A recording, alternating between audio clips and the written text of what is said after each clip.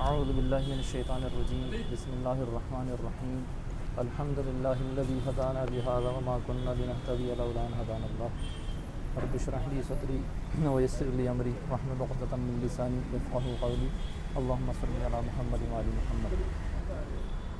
اپنا ڈسکشن اس ٹاپک پر ہے کہ اثنا شریعہ اور اہل سنت کے بیچ میں جو بنیادی اختلاف ہے کہ امام المسلمین یا خلیفۃ اللہ کا تقرر اللہ کی نص سے ہوتا ہے یا پھر امت کی نمائندہ شخصیات یا امت کے مشورے سے ہوتا ہے۔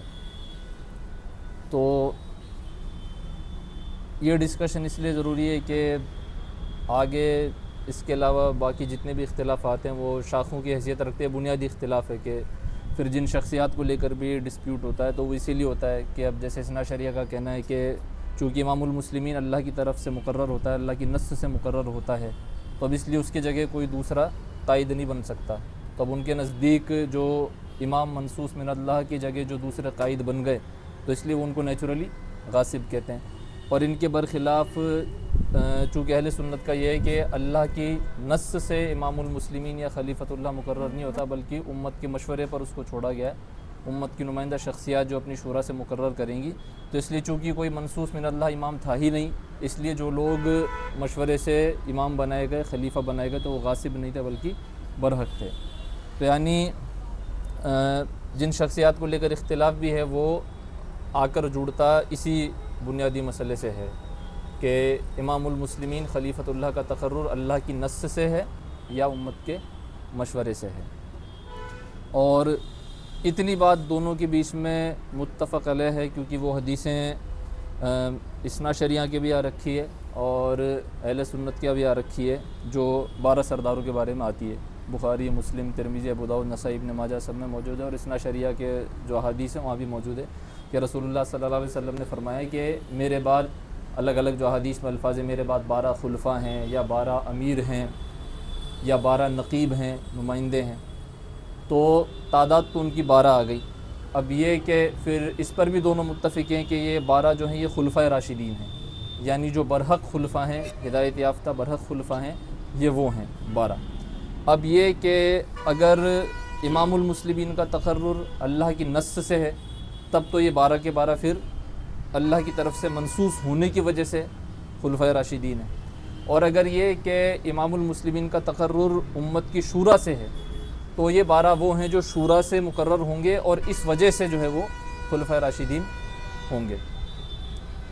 تو اب دلائل ڈسکس کرنے سے پہلے مطلب یہ بات اپنی رہنمائی کے لیے اس کو سمجھ لیں کہ تاکہ کلیئرٹی رہے، کیونکہ ہم مطلب سمجھائش کے لیے بیٹھے ہیں، تفاہم کے لیے بیٹھے ہیں، آپس میں ایک دوسرے کو سمجھنے کے لیے بیٹھے ہیں کہ اگر تو یہ ثابت ہوتا ہے کہ امام المسلمین خلیفۃ اللہ کا تقرر مسلمانوں کی شورا سے ہے تو ہم دیکھیں کیا واقعی ایسے 12 خلفاء موجود ہیں جو شورا سے مقرر ہوئے، کیا وہ ملتے ہیں ہم کو، یعنی حقیقت کی دنیا میں کہ ہم کو ایسے 12 ملتے ہیں۔ اور اگر حقیقت یہ ہے کہ امام المسلمین خلیفۃ اللہ کا تقرر اللہ کی نص سے ہوتا ہے تو یہ ہم دیکھ لیں کہ کیا کوئی 12 خلفاء ایسے موجود ہیں جو منصوص من اللہ مانے جاتے ہیں۔ بہرحال تو یہ بات کی بات ہے، یعنی کل ملا کر کہ یہ احادیث کے اندر یہ 12 سردار، یہ 12 امیر یا 12 خلفاء ہیں کون، یہ بھی اسی پہ ڈیپینڈ کرتا ہے کہ اصل حقیقت امام المسلمین کے تقرر میں کیا ہے، اللہ کی نص سے تقرر ہونا یا پھر امت کی شورا سے تقرر ہونا، اسی پہ ڈیپینڈ کرتا ہے۔ کل ملا کے موٹی موٹی بات یہ ہے کہ جتنے بھی بڑے بڑے اختلافات اثنا شریعہ اور اہل سنت کے بیچ میں وہ سارے اسی پہ ڈیپینڈ کرتے ہیں۔ تو اب جیسا کہ پہلے اپنی بیچ میں بات ہو چکی ہے کہ دونوں پارٹیز کے بیچ میں یہاں پہ قرآن جو ہے متفق علیہ حجت ہے، دونوں کے نزدیک حجت ہے، اور یہاں دونوں فریق جو ہیں الحمدللہ قرآن کے خلاف جانے والی کسی حدیث کو، کسی روایت کو تسلیم نہیں کریں گے۔ اور اگر یہ کہ اگر ہم کو قرآن سے اس مسئلے کا سلوشن مل جاتا ہے تو وہ اس امت کے لیے مطلب ایک بہترین نعمت ہے۔ اگر ہم مطلب پھر وہ ہماری بات چیت پھر بحث کی طرف بھی نہیں جائے گی اگر ہم کو قرآن سے ہی اس کا سلوشن مل جاتا ہے۔ تو وہ میں چاہ رہا ہوں کہ مطلب اور اگر آپ کو آگے کچھ کلیئرٹی کرنی ہو کر کے پھر میں انشاءاللہ قرآن کے حوالے کمپلیٹ ہوگی بھی بات ایک بار؟ ہاں میں حوالے انشاءاللہ اس کی بات چلو ٹھیک ہے۔ ایکچوئل میں الحمدللہ رب العالمین والصلاۃ والسلام علی رسول کریم بعد میرا یہ جو بھائی ہیں عبداللہ بھائی جو بیٹھے ہیں کنہیں کچھ خاص مجبوریوں کی وجہ سے اپنا چہرہ نہیں دکھانا چاہتے، اور اس میں ہمیں بھی کسی طرح کا کوئی اعتراض نہیں ہے کہ یہ اگرچہ اپنا چہرہ نہیں دکھا رہے ہیں، لیکن پھر بھی ہم ایک پلیٹ فارم پر بیٹھ کر کے اللہ کو گواہ بنا کر کے میں میری طرف سے یہ بات کہنا چاہوں گا کہ بھئی ہم چاہتے ہیں کہ ہم صحیح اسلام کو پہچانیں، چاہے وہ جہاں سے بھی ہمیں ملے۔ میں پرسنل یا میرے دوست یا احباب اور بھائی خود بھی یہ بات کا اقرار کر کے بیٹھے ہیں ماشاءاللہ، اور بااخلاق قیادت سے ہم بات چیت کر رہے ہیں کہ ہم انشاءاللہ رب العالمین جس کے پاس میں بھی حق ہوگا اللہ ہمارا سینہ کھول دے تو ہم تسلیم کر لیں گے انشاءاللہ۔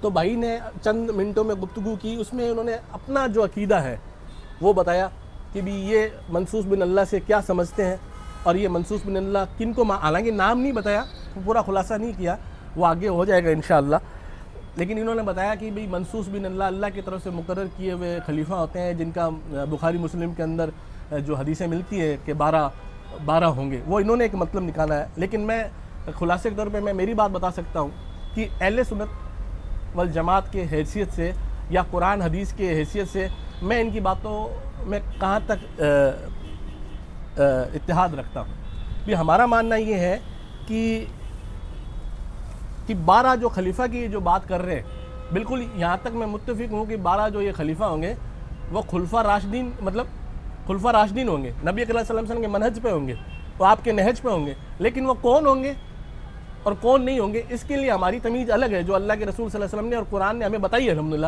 جس کو میں اپنے آگے والے ڈیبیٹ کے اندر ثابت کر دوں گا انشاءاللہ۔ اللہ کی تقدیر سے بھی ثابت کر دیں گے انشاءاللہ رب العالمین، اللہ کے قرآن سے بھی کر دیں گے انشاءاللہ رب العالمین، اور رسول کریم صلی اللہ علیہ وسلم کی حدیث سے بھی کر دیں گے انشاءاللہ رب العالمین، اور ایون دیٹ انشاءاللہ ہم ہمارے مخالف بھائی کو بھی اس بات کو ماننے پہ مجبور کر دیں گے، ان کے علاوہ کوئی رستہ ہی نہیں چھوڑیں گے جس پہ وہ ماننے میں آ ہی جائیں گے کہ انشاءاللہ رب العالمین جو ہم بات کہہ رہے ہیں وہ ایک دم سورج کی طرح صاف ہے انشاءاللہ رب العالمین۔ ایک چیز، دوسری بات کہ انہوں نے ایک بڑی پیاری بات کہی کہ 12 حقیقت میں کہاں ملتے ہیں کہ نہیں ملتے ہیں، صحیح بات ہے، 12 حقیقت میں ملتے ہیں کہ نہیں ملتے ہیں یہ بھی تو دیکھنی پڑے گی۔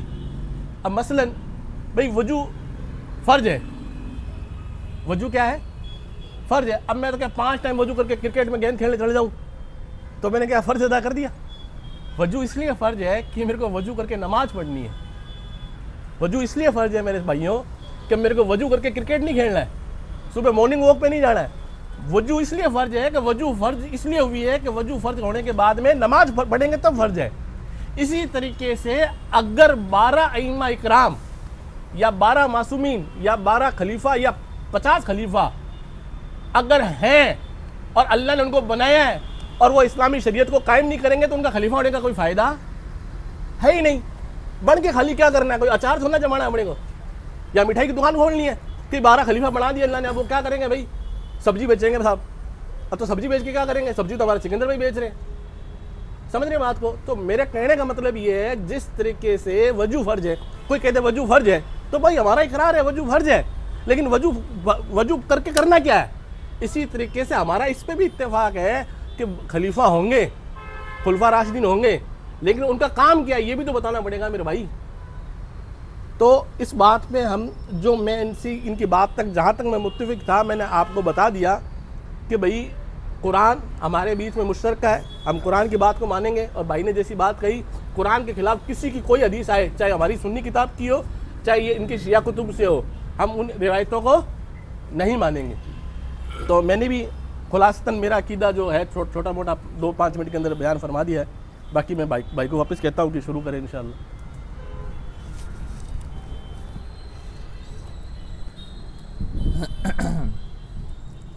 تو ایک بات میں وہ دلائل رکھنے سے پہلے مطلب میری طرف سے یہ میرا عقیدے کے اعتبار سے کلیئر کرنا چاہ رہا ہوں کہ جیسے قیام حکومت جو ہے یا شریعت کا پورا نظام قائم کرنا، تو اس کو جانشینی کے لیے ہم شرط اس لیے نہیں سمجھتے کیونکہ بہت سے انبیاء علیہ السلام ایسے گزرے ہیں جنہوں نے کوشش کی لیکن دنیاوی حالات اور مجبوریوں کی وجہ سے وہ جو ہے نظام حکومت قائم نہیں کر پائے، شریعت کو پورے طور پر نافذ نہیں کر پائے، لیکن اس سے ان کی قیادت کی نفی نہیں ہوتی، اس سے یہ ثابت نہیں ہوتا کہ وہ سیاسی قیادت کا حق کھو بیٹھے۔ لوگوں کے برحق اور مستحق سیاسی قائد انبیاء علیہ السلام ہی تھے، بھلے سے لوگوں نے ان کو اپنا خواہ لوگوں نے ان کو اپنا سیاسی قائد مانا یا نہ مانا۔ تو یہ کہ جو بھی منصوص من اللہ ہے، خلیفۃ اللہ امام المسلمین، نبی ہو غیر نبی ہو جو بھی ہے، تو اللہ کی نص سے ہی اس کو سیاسی قیادت کا استحقاق حاصل ہو جاتا ہے۔ اب یہ ہے کہ پریکٹیکلی اس کو وہ قیادت کرنا نصیب نہ ہو، جیسے کئی انبیاء علیہ السلام میں سے گزرے، یا پھر اس کو نصیب ہو جائے جیسے رسول اللہ صلی اللہ علیہ وسلم۔ اتنا ہو گیا۔ اب جو مین اپنا مدعا ہے کہ یہ جو امام المسلمین ہے، خلیفۃ اللہ ہے، اس کا تقرر اللہ کی نص سے ہونا یہ برحق ہے یا شورا سے ہونا برحق ہے؟ تو اس کے لیے میں قرآن کے کچھ حوالے انشاءاللہ سامنے رکھتا ہوں۔ تو چونکہ ظاہر سی بات ہے کہ اس امت سے پہلے بھی امتیں گزری ہے، انبیاء گزرے ہیں، ان کے بھی جانشین ہوئے ہیں، اس وقت کی امتوں کی بھی امام المسلمین ہوئے ہیں، خلیفۃ اللہ ہوئے ہیں، تو اس بارے میں قرآن میں ہم کو کیا ملتا ہے؟ یعنی شورا سے کوئی ایک بھی اگر ہم کو مثال مل جائے قرآن میں کہ امام المسلمین کا تقرر ہوا، خلیفۃ اللہ کا تقرر ہوا، تو وہ حجت ہو جائے گی، قرآنی حجت ہو جائے گی۔ اور اسی طرح اگر قرآن سے ہمیں یہ دلائل مل جائیں کہ جب بھی تقرر ہوا اللہ ہی کی طرف سے ہوا، اللہ کی نص سے ہوا، تو ہمارے لیے وہ حجت ہو جائے گی۔ یعنی یہ پتہ چل جائے گا کہ شروع سے طریقہ انبیاء علیہ السلام کی امتوں میں یہی چلا آ رہا ہے، اور اسی لیے اس امت میں بھی یہی طریقہ رہا ہوگا، کیونکہ اللہ تعالیٰ نے قرآن میں فرمایا رسول اللہ صلی اللہ علیہ وسلم کو ما کنت بدعا من الرسل، آپ رسولوں میں کوئی نئے طرح کے نہیں ہیں۔ یعنی پچھلے رسولوں کی خلافت، نیابت، جانشینی جس طریقے سے ہوئی ہوگی یا تو اللہ کی نص سے یا شورا سے، آپ کی بھی اسی طرح ہونی چاہیے۔ قرآن کی سائد کے اعتبار سے کوئی نیا طریقہ اس میں نہیں ہوگا، کیونکہ اللہ نے فرمایا پر رسولوں میں کوئی نئے طریقے نہیں ہیں۔ تو اس بارے میں قرآن سے ہم کو جو حوالے ملتے ہیں ان میں سب سے پہلے اسٹیپ پہ اسٹیپ دیکھیں گے انشاءاللہ۔ خلیفۃ اللہ منصوص من اللہ، نبی بھی دیکھ لیں گے اور غیر نبی بھی دیکھ لیں گے انشاءاللہ۔ یہ وہ بھی ہو سکتا، ایک آبجیکشن ہو سکتا ہے کہ نبی تو ویسے بھی اللہ ہی کی طرف سے بنایا جاتا ہے، تو بھئی آپ نبی کے خلیفۃ اللہ ہونے کی دلیل مت دو۔ تو انشاءاللہ نبی کے خلیفۃ اللہ ہونے کی بھی دلیل میں دوں گا، کیونکہ نبی ہونا بھی ایک چیز ہے اور پھر نبی کے بعد قائد بنائے جانا ہے۔ آپ دیکھیں گے ابراہیم علیہ السلام کو نبوت، رسالت سب نصیب ہو چکی تھی، اس کے بعد اللہ تعالیٰ فرما رہے اب میں تجھے تمام لوگوں کا امام مقرر کر رہا ہوں۔ تو یعنی اس کے بعد امامت کے عہدے پر ان کو فائز کیا گیا۔ تو وہ آیت یہ کلیئر کر دی کہ صرف نبوت ہو جانے کا معنی ضروری نہیں کہ وہ خلیفۃ اللہ بھی ہو اور امام الناس بھی ہو۔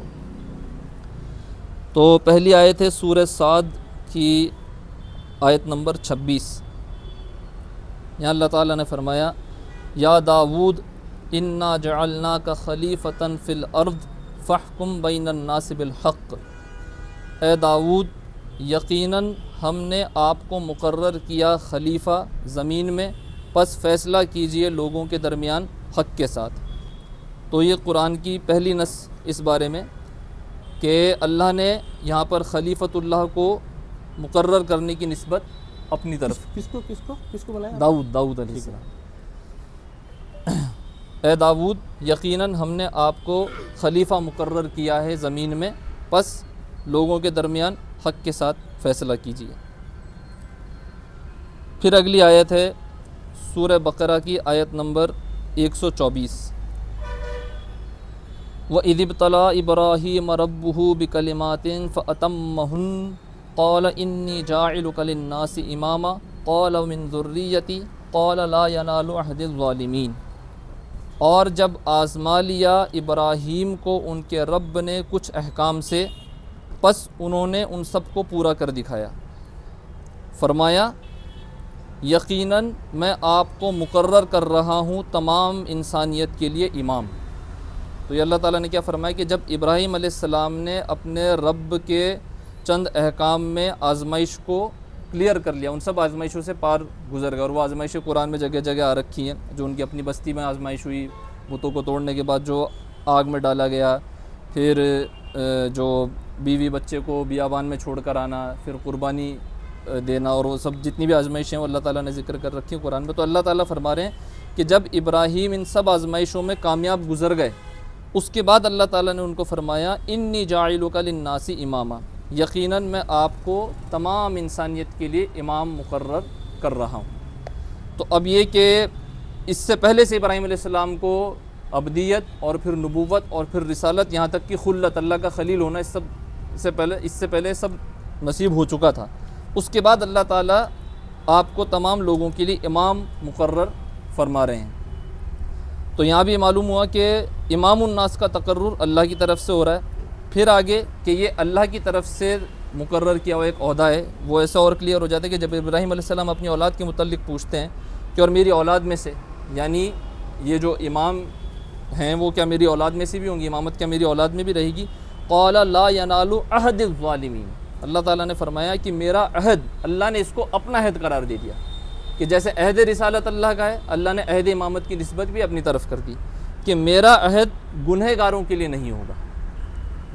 لا ینال عہد الظالمین، میرا عہد نہیں پائے گا گنہگاروں کو، یعنی یہ عہد گنہگاروں کے لیے عہد سے نہیں مراد؟ ہوگا۔ عہد سے مراد وعدہ، اللہ تعالیٰ کا وعدہ، خلافت کا وعدہ۔ ہاں، امامت کا جو اللہ تعالیٰ نے یہاں فرمایا۔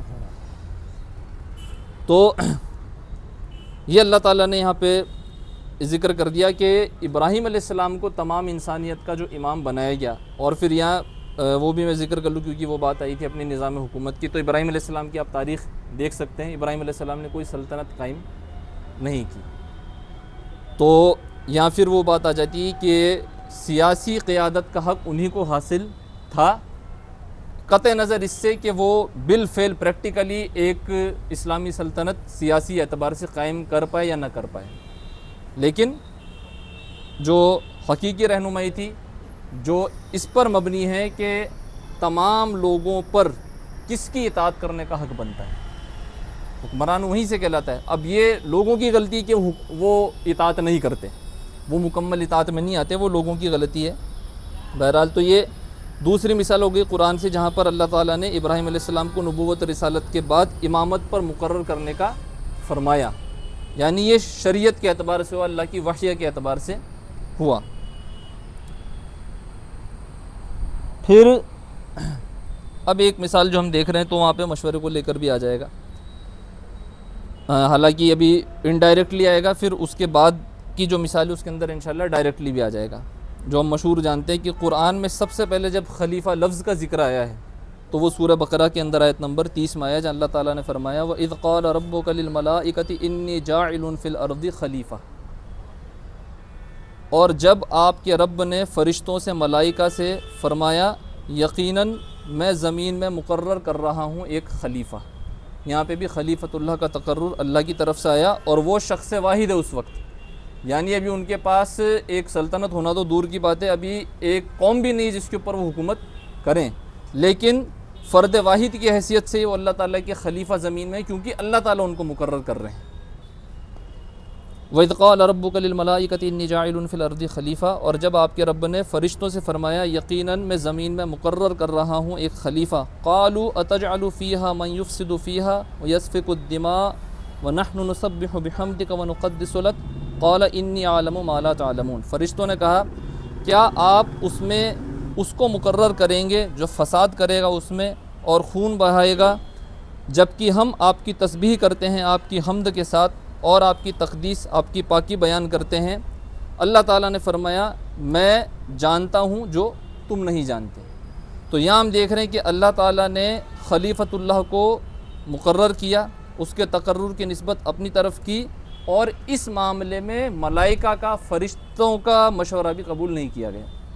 یعنی قرآن میں ابھی تک تو ہم دیکھ رہے تھے کہ خلیفۃ اللہ کا تقرر اللہ کی نص سے ہو رہا ہے، اب یہ ہم وہ مثال دیکھ رہے ہیں جہاں خلیفۃ اللہ کا تقرر اللہ کی نص سے دکھانے کے ساتھ ساتھ مشورے کی تردید بھی ہو رہی ہے کہ خلیفۃ اللہ کے تقرر میں ابھی تو انسانی قوم وجود میں بھی نہیں آئی، اور ان سے اعلیٰ مخلوق ملائکہ فرشتے ابھی موجود تھے، اور ان کا مشورہ بھی جو ہے وہاں قبول نہیں کیا گیا، جبکہ ہم سمجھ سکتے کہ فرشتے کوئی فاسد مشورہ نہیں دے سکتا، اللہ تعالیٰ نے ان کو اس سے پاک رکھا ہوا ہے، جبکہ انسانوں کے مشورے میں، انسانوں کی شورا کے اندر ملاوٹیں ہو سکتی ہیں، خرابیاں ہو سکتی ہے، تو یہ کہ جو سب سے پاکیزہ اور منزہ مشورے ہو سکتے ہیں اللہ تعالیٰ نے ان کو بھی خلیفۃ اللہ کے تقرر سے خارج کر دیا۔ تو پھر یہ اس میں اس آیت کے اندر جو آخری نقطہ ہے کہ یہ کیوں کہ خلیفۃ اللہ کا تقرر اللہ کی نص سے، اور اس میں مشورہ جن و انس کا تو دور، ملائکہ کا بھی دخل نہیں، وہ اس لیے انی عالم ما لا تعلمون، کہ اللہ نے فرمایا میں جانتا ہوں جو تم نہیں جانتے، یعنی تمام انسانیت کی رہنمائی کے لیے، ان کی قیادت کے لیے، ان کی امامت کے لیے کون سب سے موزوں ترین شخص ہو سکتا ہے، یہ ساری انسانیت اپنے مشورے سے بھی طے نہیں کر سکتی، اور اکیلے اللہ تعالیٰ اپنے علم غیب کی وجہ سے اس کو طے کرتے ہیں۔ اور آگے جا کے اللہ تعالیٰ نے فرشتوں پہ کیسے ثابت کیا، وہ جو میں وہ تفصیل میں نہیں جا رہا ہوں، آگے آیا تو اپن اکثر لوگ جانتے ہیں کہ اللہ تعالیٰ نے آدم علیہ السلام کو علم اسما سکھایا، ایک ایسا علم جو فرشتوں کے پاس نہیں تھا، چیزوں کا نام رکھنے کا علم، تمام کائنات کی تمام اشیاء کے آدم علیہ السلام کو نام سکھا دیے گئے۔ اللہ تعالیٰ نے فرشتوں سے کہا کہ ان کے نام بتاؤ، کیونکہ اگر آدم علیہ السلام زمین میں خلیفہ نہیں ہوتے تو اب ان کے علاوہ دو ہی مخلوق بچ رہی تھی جو اس کے لیے کینڈیڈیٹ ہو سکتی تھی، یا تو جن یا ملائکہ۔ تو اللہ تعالیٰ نے ملائکہ کی جو کینڈیڈیسی تھی اس کو انہی کے اوپر کینسل کیسے کیا کہ اللہ تعالیٰ نے فرمایا تم ان سب چیزوں کے نام بتاؤ، تو فرشتوں نے کہا کہ اے اللہ ہم اتنا ہی جانتے ہیں جتنا آپ نے ہم کو سکھایا ہے، ہم نہیں جانتے۔ پھر اللہ تعالیٰ نے آدم علیہ السلام کو فرمایا کہ ان کو ان تمام اشیاء کے نام بتاؤ، تو آدم علیہ السلام ان کو کائنات کی تمام اشیاء کے نام بتاتے ہیں، اور اس طرح آدم علیہ السلام کی علمی فوقیت فرشتوں کے اوپر ثابت ہو جاتی ہے۔ اور پھر اللہ تعالیٰ نے فرمایا کیا میں نے تم سے نہیں کہا تھا کہ میں جانتا ہوں جو تم نہیں جانتے؟ تو حقیقتاً علم سب سے زیادہ کس کا ہے، کون سب سے زیادہ تقوی والا ہے، کون دین و ایمان کے اعتبار سے سب سے زیادہ اس کے لائق ہے کہ وقت کے تمام مومنین کا قائد و رہنما ہو روحانی اعتبار سے، اس کا علم اللہ تعالیٰ ہی کو ہے، اور یہ ہم مشورے سے نہیں طے کر سکتے، کیونکہ ہمارے سامنے صرف لوگوں کا ظاہر ہے اور لوگوں کے دل جو ہیں وہ اللہ تعالیٰ کے سامنے۔ پھر اگلی مثال جس میں پھر خلیفۃ اللہ کا تقرر اللہ کی نص کے ساتھ ساتھ، اللہ کی نص سے بتانے کے ساتھ ساتھ مشورے کی واپس اس میں تردید ہے، تو یہ سورہ بقرہ کی آیت نمبر 246 اور 247، آیت نمبر 246 میں ہے الم تر الی الملأ من بنی اسرائیل من بعد موسیٰ اذ قالوا لنبی لہم ابعث لنا ملکا نقاتل فی سبیل اللہ۔ اے حبیب کیا آپ نے نہیں دیکھا بنی اسرائیل کے سرداروں کی طرف موسیٰ کے بعد، موسیٰ علیہ السلام کے بعد کے دور میں بنی اسرائیل کے سرداروں نے اذ قالوا جب انہوں نے کہا لنبی لہم اپنے نبی سے، ان کے وقت کے جو نبی تھے جو کہ تفسیر میں آتا ہے کہ شموئیل علیہ السلام تھے، جب بنی اسرائیل کے ان سرداروں نے اپنے نبی سے کہا کہ ہمارے لیے ایک حاکم مقرر کر دیجئے نقاتل فی سبیل اللہ، تاکہ ہم اللہ کی راہ میں قتال کریں گے۔ تو اب اس کے بعد جب خود اس قوم کے وقت کی امت مسلمہ کے سردار، وقت کی امت، خود اللہ تعالیٰ ان کو ملا ذکر کر رہے ہیں کہ یہ جو ہے اس امت کے ملا ہیں، یعنی نمائندہ شخصیات اس امت کے سردار ہیں، اور ابھی اپن دیکھیں گے کہ ان میں سے کوئی نہیں چنا جاتا، اور جو چنا جاتا ہے وہ کس بنیاد پہ چنا جاتا ہے۔ تو بہرحال تو وہ ڈیمانڈ کرتے بنی اسرائیل کے سردار کہ آپ ہمارے لیے ایک حاکم مقرر کر دیجئے تاکہ ہم اللہ کی راہ میں قتال کریں۔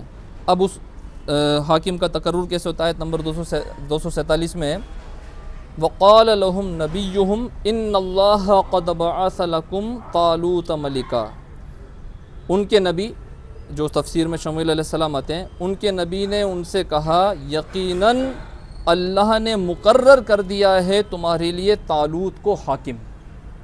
یہاں ہم نے دیکھا کہ خود نبی کو بھی اختیار نہیں مقرر کرنے کا، تو نبی کہہ رہے ہیں کہ اللہ نے تمہارے لیے مقرر کر دیا ہے طالوت کو حاکم۔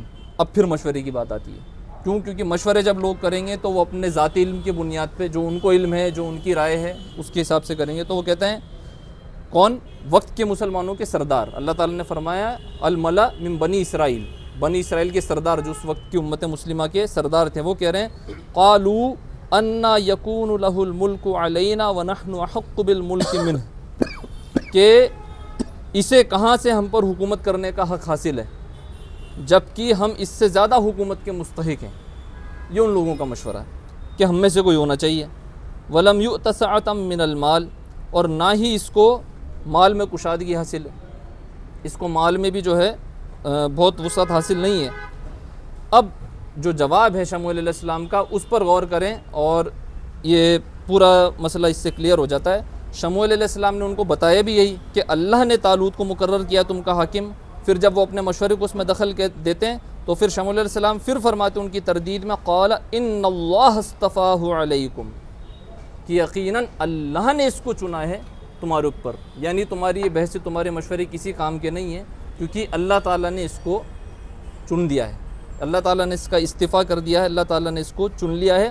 اور اب کس بنیاد پر چنا ہے؟ تو جیسا کہ ہم نے دیکھا کہ آدم علیہ السلام کا جب اللہ تعالیٰ نے تقرر کیا تو ایک عقلی حجت بھی فرشتوں پہ قائم کی، تو یہاں پہ بھی ایک عقلی حجت جو ان کے اوپر قائم کی جا رہی ہے وہ یہ وَزَادَهُ بَسْطَةً فِي الْعِلْمِ وَالْجِسْمِ، کہ اللہ تعالیٰ نے اس کو بڑا ہاتھ عطا کیا ہے، خوب کشادگی عطا کی ہے علم میں اور جسم میں، یعنی جو علم و جسم کے میدانوں میں سب سے اعلیٰ ہو۔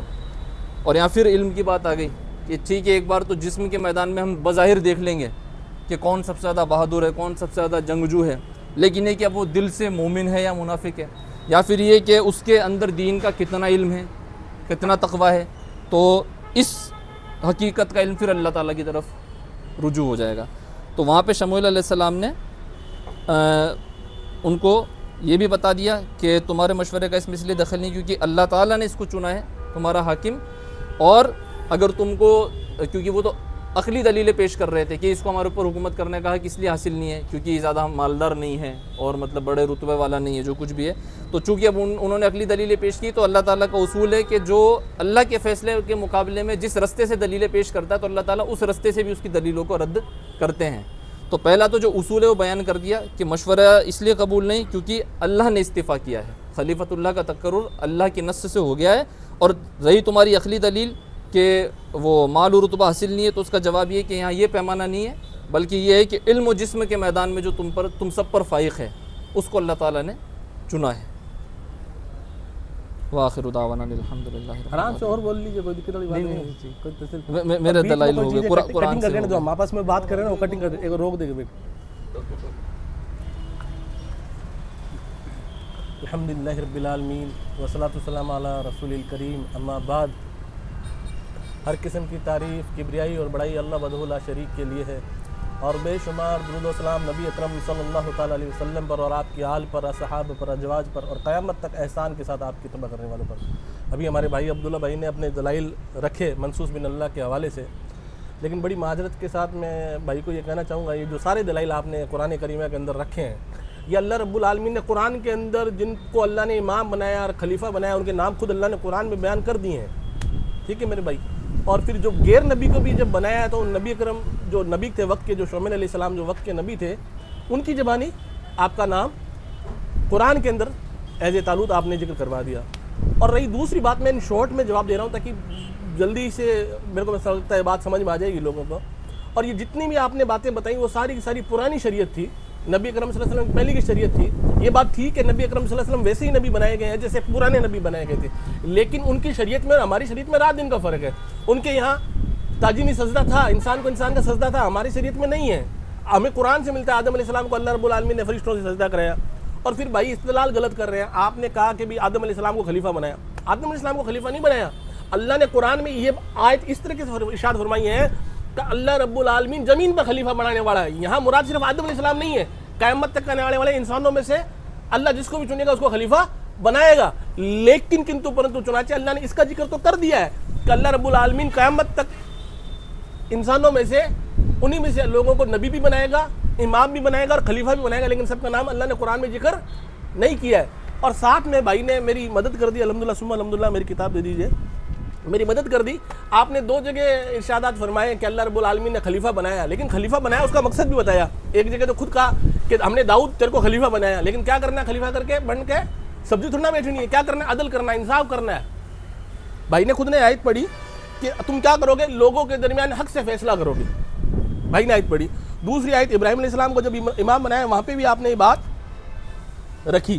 اور طالوت علیہ السلام کو بھی جو خلیفہ کس لیے بنایا گیا کہ اے اللہ، لوگوں نے اصرار کیا اللہ رب العالمین سے، وقت کے نبی سے، شعیب علیہ السلام سے اصرار کیا، اے نبی ہمارے پر ظلم ہو رہا ہے، ہماری زمینوں کو، ہماری جائیداد کو قبضے کر لیا ہے، کنہوں نے؟ ان مصریوں نے فرعونیوں نے قبضے کر لیا ہے، تو ہم پر تو کوئی بادشاہ مقرر کر دے جس کے پیچھے اٹھ کے ہم مل کے لڑیں۔ تو امام بنانے کا مقصد کیا ہے میرے بھائی؟ جھولا نہیں ہے۔ امام بنانے کا مقصد یہی ہے کہ جو ظلم زیادتی ہو رہی ہے اس کا خاتمہ کیا جائے۔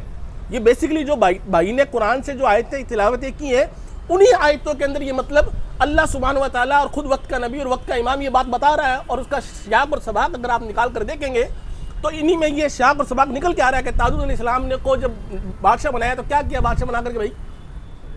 جہاد کیا۔ کس کے خلاف؟ جو ظلم کر رہے تھے۔ کس پہ؟ میرے پہ نہیں، مسلمانوں پہ ہے بھائی۔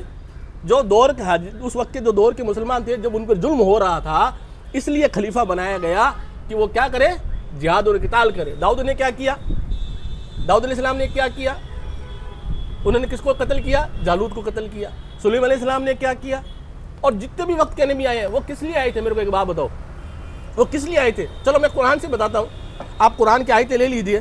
میں ساری قرآن کی آیتوں کا ترجمہ تو نہیں پڑھوں گا، لیکن ہاں ان کے جو مفہوم ہے وہ بیان فرما دیتا ہوں۔ سورہ اعراف آیت نمبر 163 164 165، سورہ شمس آیت نمبر 13 14 15، سورہ مائدہ آیت نمبر 79، سورہ انفال آیت نمبر 25۔ اس میں مقصد بتایا گیا انسانیت کا، نبوت کا۔ میرے بھائی آپ جس امام کی بات کر رہے ہیں، آپ جس انسان کی بات کر رہے ہیں، آپ جس اشرف المخلوقات کی بات کر رہے ہیں، دنیا میں اس کو بھیجے جانے کا واحد مقصد یہ ہے کہ اس زمین کو عدل سے بھر دیا جائے، ورنہ جھولا جھولنے کے لیے تھوڑا بھیجا گیا ہمیں یہاں پہ۔ مقصد یہ ہے، اگر کسی نبی کو حکومت نہیں ملی اس کا مطلب یہ نہیں تھا وہ ظلم کے خلاف خاموش بیٹھتا تھا، نہیں۔ اللہ رب العالمین نے سورہ اعراف کے اندر ایسے لوگوں کا ذکر کیا جنہوں نے ظلم ہوتے دیکھا اور ظلم کے خلاف آواز کھولی اور پھر بھی ان کے ساتھ مل کے رہے، تو اللہ نے ان کو سور اور بندر بنا دیا۔ سورہ اعراف آیت نمبر 163 164 165، آپ اٹھا کر دیکھیں، اللہ نے عام انسانوں کو نہیں بخشا، سور اور بندر بنا دیا۔ حالانکہ انہوں نے کہا کہ آپ جو کام کر رہے ہیں وہ غلط ہے، اس کے باوجود بھی وہ کیا کرتے تھے؟ ان غلط کام کرنے والوں کے ساتھ میں خلط ملط مل کر رہتے تھے۔ تو اللہ نے کیا کرا؟ ان کو بدترین عذاب دیا۔ جو برا کام کر رہے ہیں ان کو چھوٹا دیا، جو برا کام کر رہے تھے ان کو چھوٹا دیا، اور جو ان کے ساتھ خلط ملط کر رہے تھے ان کو کیا کرا؟ پہلے سور اور بندر بنایا، پھر ان کو عذاب میں مبتلا کیا، اور اللہ کہا تمہاری نسل ختم کر دوں گا میں۔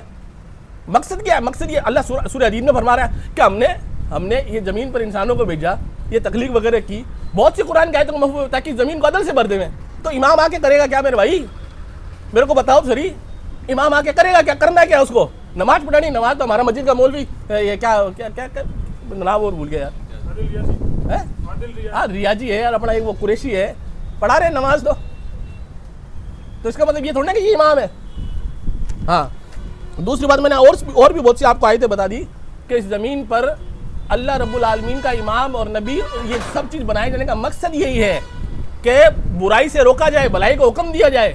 آپ نے جو آیتیں پڑھی ہے اس کے اندر بھی یہ بات ہے جو کہ بھائی، اور دوسری بات آپ کی ایک قرآن کی جو آیت پڑھی کہ اللہ رب العالمین نے امامت کا وعدہ کیا، کس سے؟ ابراہیم علیہ السلام سے۔ کیا کیا؟ امامت کا وعدہ کیا۔ تو ابراہیم علیہ السلام نے کہا یا اللہ رب العالمین میرے آل میں سے بھی، تو اللہ کہتا ہے کہ گنہ گار جو ہوں گے ان کو نہیں بڑھاؤں گا، گنہ گار ہوں گے ان کو نہیں بڑھاؤں گا۔ کس کو بڑھاؤں گا؟ جو نیک اور پرہیزگار ہوں گے ان کو بڑھاؤں گا۔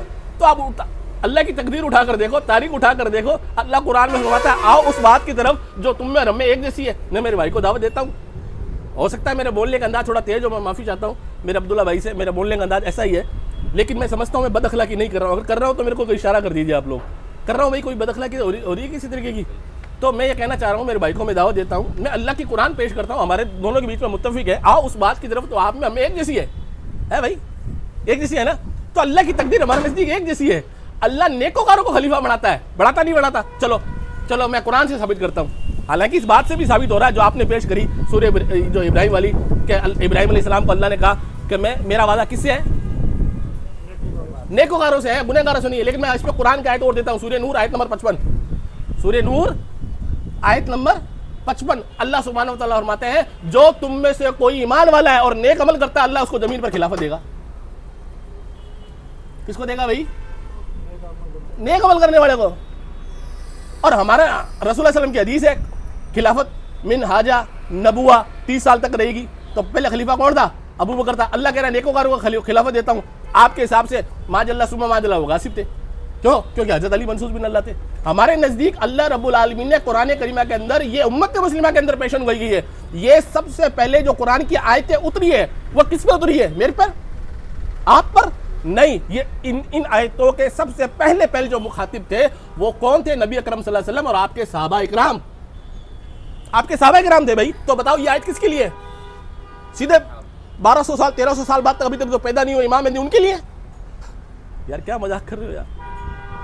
واللہ یہ آیت اللہ صاحب کہہ رہا ہے, مخاطب ہو رہا ہے کہ جو کوئی تم میں سے, یہ کہا گیا 1200 سال بعد آئے گا, اس میں سے جو کوئی تم میں سے نیک عمل کرے گا, ایمان والا ہوگا, تو اللہ رب العالمین کا وعدہ ہے, قرآن کے الفاظ ہے کہ اللہ رب العالمین کا وعدہ ہے تمہیں ضرور بضرور زمین پر خلیفہ بنائے گا جیسے پہلوں کو دیا تھا. تو کون ہے بھائی وہ؟ آپ کے 12 معصوم میں سے صرف حضرت علی رضی اللہ عنہ بنے, صرف حضرت علی بنے. اس میں بھی آگے آؤں گا, میں پوائنٹ رکھوں گا, لیکن بطور خلاصہ ایک بار شروعاتی طور پر میں آپ کو ایک بات کہہ رہا ہوں, ٹھیک ہے میرے بھائی. تو اللہ رب العالمین نے ابو بکر کو خلیفہ بنایا. یہ ثابت آپ کی اور ہمارے نزدیک آؤ اس بات کی طرف تو تم میں ہم میں ایک جیسی ہے. قرآن کہہ رہا ہے جو نیک ہوں گے ان کو کیا کروں گا؟ خلیفہ بناؤں گا, گنہگاروں کو نہیں بناؤں گا. آپ اور ہمارے نزدیک, دونوں کے نزدیک یہ متفق بات ہے کہ پہلا خلیفہ کون تھا؟ ابو بکر تھا. چاہے آپ کے نزدیک غاصب تھا, لیکن تھا تو صحیح, بقدر تقدیر تھا تو صحیح. اور پھر اس میں ہم سے حدیث بھی لے لو ہماری کتابوں سے, اور پھر آپ کی کتابوں سے بھی دے دیتے ہے بھائی. کیوں؟ کیونکہ مسئلہ آتا ہے قرآن کے موافق اگر کوئی بات ہے, قرآن نے جب کوئی اسلوب بنا دیا کہ جو تمہارے اور ہمارے بیچ میں, یا اہل الکتاب, اللہ سبحانہ وتعالیٰ قرآن میں ارشاد فرماتے ہیں اے اہل کتاب آؤ اس بات کی طرف. کس بات کی طرف؟ اس بات کی طرف جو تم میں رم میں ایک جیسی ہے. اب مان کے چلو عیسائیوں کی جو بائبل ہے, یہودیوں کی جو تورات ہے, اس کا تو کوئی سند وطن کا مسئلہ نہیں ہے, یا ہے حیدر بھائی؟ اس کی کوئی سند ہے کیا؟ اللہ کو تو پتہ ہے نا اس کی کوئی سند نہیں ہے, اس میں تو کہانیاں بڑی ہوئی ہے کہ نہیں ہے. لیکن اس میں کچھ باتیں صحیح بھی ہے, چاہے اس کی سند نہیں ہو. مثلا اگر کسی ہندو کتاب کے اندر کلمہ مل جاتا لا الہ الا اللہ محمد رسول اللہ صلی اللہ تعالیٰ علیہ وسلم, تو یہ بات بغیر سند بھی ہو تو ہم مانیں گے کہ نہیں مانیں گے؟ بھائی مانیں گے کہ نہیں مانیں گے؟ ظاہر بھائی مانو گے نہیں مانو گے؟ اگر لا الہ الا اللہ محمد رسول اللہ کلمہ آ جاتا ہے تو مانیں گے نہیں مانیں گے؟ چاہے اس کی سند صحیح نہیں ہو. لیکن چونکہ قرآن اسلوب دے رہا ہے آؤ اس بات کی طرف تو تم میں رم میں ایک جیسی ہے. بقدر تقدیر قرآن, بقدر تقدیر کیا؟ ابو بکر پہلا خلیفہ تھا, یہ مسلمہ بات ہے. رضی اللہ تعالیٰ پہلے خلیفہ تھے, مسلمہ بات ہے. قرآن میں نے آپ کو بتا دیا, 2 آیتیں بتا دی, ابراہیم علیہ السلام علیہ, دوسری کون سی جو سورہ نور آیت نمبر 55. اب بات حدیث, بخاری مسلم سب کے اندر حدیث ہے کہ ابو بکر رضی اللہ تعالیٰ کے لیے خود رسول کریم صلی اللہ علیہ وسلم ارشاد فرماتے ہیں کہ اللہ سبحانہ و تعالیٰ ابو بکر کے سوا کسی اور کو خلیفہ بننے ہی نہیں دے گا. کون کہہ رہا ہے؟ رسول اللہ صلی اللہ علیہ وسلم کہہ رہے ہیں. تو منصوص بن اللہ ابو بکر ہے میرے بھائی, بقدر تقدیر ہے. اور اتہاس سے, قرآن سے, حدیث سے, تاریخ سے سب سے ثابت ہے کہ پہلے خلیفہ کون تھے؟ ابو بکر تھے. کیوں؟ کیونکہ میں نے قرآن بھی دے دی اور حدیث دے دی اور شیعوں کی دلیل بھی دیتا ہوں انشاءاللہ. کیا فرمایا؟ اللہ سبحانہ و تعالیٰ ابو بکر کے علاوہ کسی اور کو خلیفہ نہیں بننے دے گا, اور خود مسلمان بھی ابو بکر کے علاوہ کسی اور پہ راضی نہیں ہوں گے. یہ مسلم کا ایک ریفرنس دے رہا ہوں, حالانکہ یہ بخاری میں بھی ہے, مسلم میں بھی ہے, اور دیگر کتب میں بھی ہے. 2387 نمبر انٹرنیشنل نمبر کے حساب سے 2387. ٹھیک ہے میرے بھائی. اب ہمارے بھائیوں کے نزدیک نہج البلاغہ خطبہ نمبر 6 جو معاویہ کو خط لکھا گیا, یہ نہج البلاغہ کے اندر خطبہ نمبر 6 کے اندر صاف ارشاد ہے کہ حضرت علی رضی اللہ عنہ نے معاویہ کو خط لکھا کہ میری بیعت اسی طریقے سے بیعت ہوئی ہے جس طریقے سے ابو بکر عمر کی بیعت ہوئی ہے, یعنی انصار اور مہاجر نے بیعت کی تھی, اور میری بیعت بھی اسی طریقے سے ہوئی ہے. تو تم میری بیعت کو کیوں نہیں مانتے؟ اب رہی بات اس کی سند کی, تو میں نے آپ کو سامنے سند کی راند ہی کاٹ دی, سند کا ٹنٹا ہی ختم کر دیا. جب اللہ کہہ رہا ہے آؤ اس بات کی طرف تو ہم میں تمہیں ایک جیسی ہو, تو تمہارے ہمارے نزدیک کامن مل رہا ہے میرے بھائی. بخاری میں مل رہا ہے ابو بکر خلیفہ اللہ بننے نہیں دے گا, اور خود حضرت علی کے خط میں کتابت میں خطبہ نمبر 6 نہج البلاغہ کے اندر یہ بات مل رہی ہے, اور قرآن کی آیت اس کو سپورٹ کر رہی ہے. ٹھیک ہے. اب رہی بات ایک چیز اور کہ بھئی منصوص بن اللہ کے تعلق سے بھائی بات کر رہے ہیں. اب منصوص بن اللہ کے اللہ کے تعلق سے بات کرتے ہوئے مجھے یہ بھی بتائیں یہ کہ بھئی جب منصوص بن اللہ ہے, اور اچھا میں ایک حوالہ اور رکھ دیتا ہوں, شیعہ کتب کے اندر بھی میں ثابت کر دوں گا, میں انشاءاللہ میری جو نیکسٹ جو ٹرن ہوگی اس میں یہ ریفرنس نکال کے دے دوں گا انشاءاللہ رب العالمین. میرے جو ساتھی ہیں وہ ریفرنس نکال کے رکھیے اس کا انشاءاللہ, کہ بھئی شیعہ کتب کے اندر بھی صحیح سند کے ساتھ صحیح روایت کے ساتھ یہ بات مسلمہ ہے کہ جو امام ہے وہ اسی لیے بھیجا گیا ہے تاکہ دین اور دنیا کے لیے مسلمانوں کی کیا کرے، رہنمائی کرے، قیادت کرے، انصاف سے زمین کو بھر دے، قیادت کرے۔ اب اگر کوئی امام طاغوت کے خلاف بول ہی نہیں پا رہا ہے، چپ چاپ بیٹھا ہے، تو قیادت کس کی ہوئے گی؟ قیادت تو ہو ہی نہیں رہی پھر۔ میں انشاءاللہ یہ ریفرنس بھی اپنے اگلے ٹرن میں دے دوں گا۔ وما علینا الا البلاغ۔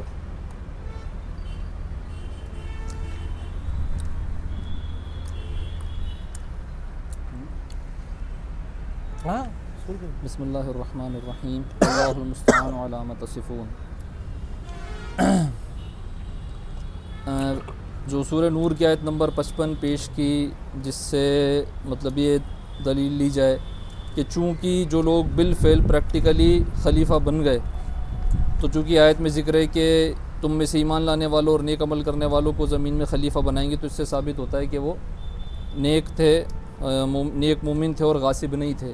تو اسی دلیل کو امیر معاویہ، یزید، بنو امیہ، بنو عباس خود کے ایمان اور نیکی کے لیے بھی مس یوز کر سکتے ہیں کہ چونکہ ہمیں زمین میں ایسی خلافت حاصل ہوئی کہ ان سے بڑی ہماری سلطنت تھی اور ان سے لمبی ہماری چلی، تقریباً 1 صدی بنو امیہ کی رہی ہے، اور ان سے بھی لمبی جو 38 خلفاء کی بنو عباس کی رہی ہے، جن میں ہر طرح کے شرابی، زانی، ظالم و جابر خلفاء ہوئے ہیں۔ تو وہ اس آیت کو بڑی آسانی سے مس یوز کر سکتے ہیں کہ اگر مطلب خلیفہ مطلب زمین میں حکومت ملنا اس بات کی دلیل ہے کہ برحق خلیفہ ہے اور مومن نیک ہے، تو ہم بھی پھر وہی ہیں۔ پھر جو آئی بات ابراہیم علیہ السلام سے جو عہد ہوا تھا، تو اس میں یہ بات ہم مس کر رہے ہیں کہ یہ عہد ابراہیم علیہ السلام سے ہوا، اور ابراہیم علیہ السلام سے جو عہد ہوا، اسی عہد کے بارے میں ابراہیم علیہ السلام اپنی اولاد کے بارے میں پوچھ رہے ہیں۔ تو اس عہد میں پہلے امام یعنی ابراہیم علیہ السلام کا تقرر مشورے سے نہیں ہوا، ان کا تقرر اللہ کی نص سے ہوا۔ اور اگر یہ کہ اگر ابو بکر کا تقرر اللہ کی نص سے مانے، تو پھر یہ کہ صحابہ کے اندر ایک بھی یہ شخص کہنے والا نہیں ملتا۔ ادھر ہم دیکھتے کہ رسول اللہ صلی اللہ علیہ وسلم کی وفات ہو رہی ہے۔ ایسے تو دیکھو میں نہیں سمجھتا تھا کہ بخاری مسلم کا آرگومنٹ آئے گا، کیونکہ وہ ہمارے لیے حجتیں نہیں ہے، لیکن پھر بھی اگر وہاں سے استدلال کی بات ہے تو ہم دیکھتے ہیں خود عمر بن خطاب کا خطبہ موجود ہے بخاری کے اندر کہ شاید 6830 ہے 6803 کہ نبی صلی اللہ علیہ وسلم کی جب وفات ہوئی تو ادھر بعض انصار جو تھے وہ ثقیفہ بنی ساعدہ میں سعد بن عبادہ کے گرد جمع ہو رہے تھے، ادھر کچھ مہاجر جو تھے وہ ابو بکر کو خلیفہ بنانے کا مشورہ کر رہے تھے، اور کیونکہ اگر ابو بکر منصوص من اللہ ہے تو پھر اب ادھر حرف آ جائے گا۔ عمر بن خطاب کے الفاظ ہیں خالف عنا علی والزبیر ومن معہما، اور ہماری مخالفت کر رہے تھے علی، زبیر اور ان کے ساتھی۔ تو اگر ابو بکر اللہ کی نص سے مقرر ہو چکے تھے تو نبی صلی اللہ علیہ وسلم کی وفات کے دن اختلاف کیوں ہو رہے ہیں، الگ الگ مجلسیں کیوں لگ رہی ہے؟ اور وہ شخص جو اس امت کا ہارون قرار پایا ہے، قرآن اس کے ساتھ اور قرآن کے ساتھ قرار پایا ہے، وہ کیسے مخالفت کر رہا تھا؟ تو عہد ابراہیمی میں یہ بات یاد رکھنے کی ہے کہ ابراہیم علیہ السلام کا تقرر مشورے سے نہیں ہوا تھا۔ جس طرح تقرر ابراہیم علیہ السلام کی امامت کا ہوا ہے، ویسے ہی تقرر بعد کے اماموں کا بھی مانیں گے۔ اور میں نے ابھی تک قرآن سے جتنی دلیلیں دی ہیں، ابھی وہ حکومت اور جہاد اور سیاست کی جو بھی باتیں ہوئی ہیں بعد میں کروں گا، لیکن قرآن میں جتنی بھی نصوص موجود ہیں وہ اسی کی ہیں کہ خلیفۃ اللہ کا تقرر اللہ کی نص سے ہوتا ہے، اور اللہ نے صرف یہ ثابت کرنے پہ نہیں چھوڑا بلکہ دکھایا کہ ملائکہ نے مشورہ دیا، اس کو رد کیا گیا، بنی اسرائیل کے سرداروں نے مشورہ دیا، اس کو رد کیا گیا۔ تو اگر یہ باتیں صرف گئی بیتی ہیں اور ہمارے لیے اس میں کوئی سبق نہیں ہے، تو یہ کہ اللہ تعالیٰ نے پھر یہ باتیں کیوں ہمارے لیے قرآن میں ذکر کی؟ بہرحال، اور یہ بات پہلے ہی میں ذکر کر چکا ہوں کہ قرآن کے خلاف جانے والی روایات کو نہیں تسلیم کریں گے۔ تو خلیفہ جو بھی کوئی بھی بنا ہو، لیکن چونکہ قرآن میں جو اصول اللہ تعالیٰ نے بار بار بیان کر دیا، اور ایسا بھی نہیں کہ اس مسئلے کو ایک ہی بار بیان کیا ہو، بار بار بیان کیا ہے کہ خلیفۃ اللہ کا تقرر اللہ کی نص سے ہوتا ہے۔ اب رہی بات کہ امام اس لیے ہوتا ہے کہ وہ شریعت کو نافذ کرے، نظام قائم کرے، جہاد کرے، امر بالمعروف کرے، نہی عن المنکر کرے۔ تو اگر اس سے حرف ہمارے ائمہ پر آ رہا ہے تو ہمارے ائمہ علیہ السلام کی آپ تاریخ اٹھا کر دیکھ لیں، وہ سارے کے سارے شہید ہیں، یا تو تلوار سے مارے گئے یا زہر سے مارے گئے، اور وہ چپ بیٹھے رہنے کی وجہ سے نہیں مارے گئے۔ ٹھیک، یہاں تک کہ جو اختلافی مسئلہ ہے بڑا کہ 12ویں امام کی غیبت جو ہے وہ اسی وجہ سے ہے کہ پچھلے 11 امام جو تھے ان سب کو جس طرح وہ پے در پہ شہید کرتے رہے، تو اس لیے 12ویں امام غیبت میں گئے، جیسے بنی اسرائیل میں عیسیٰ علیہ السلام کو غیبت میں لیا گیا، اس امت میں امام مہدی کو 12ویں امام کو غیبت میں لیا گیا۔ تو ایسا نہیں ہے کہ ہمارے امام جو ہے وہ خاموش بیٹھے رہے اور انہوں نے کچھ نہیں کیا۔ اب یہ کہ ان کو حکومت حاصل نہ ہوئی، جیسا کہ منہاج السنہ میں ابن تیمیہ کا بھی ایک بڑا آرگومنٹ یہ ہے کہ ان 12 اماموں کو ہم وہ 12 جانشین اس لیے نہیں مانیں کیونکہ ان کو حکومت حاصل نہیں ہوئی، اس لیے مطلب ان کی خلافت ثابت نہیں ہوتی۔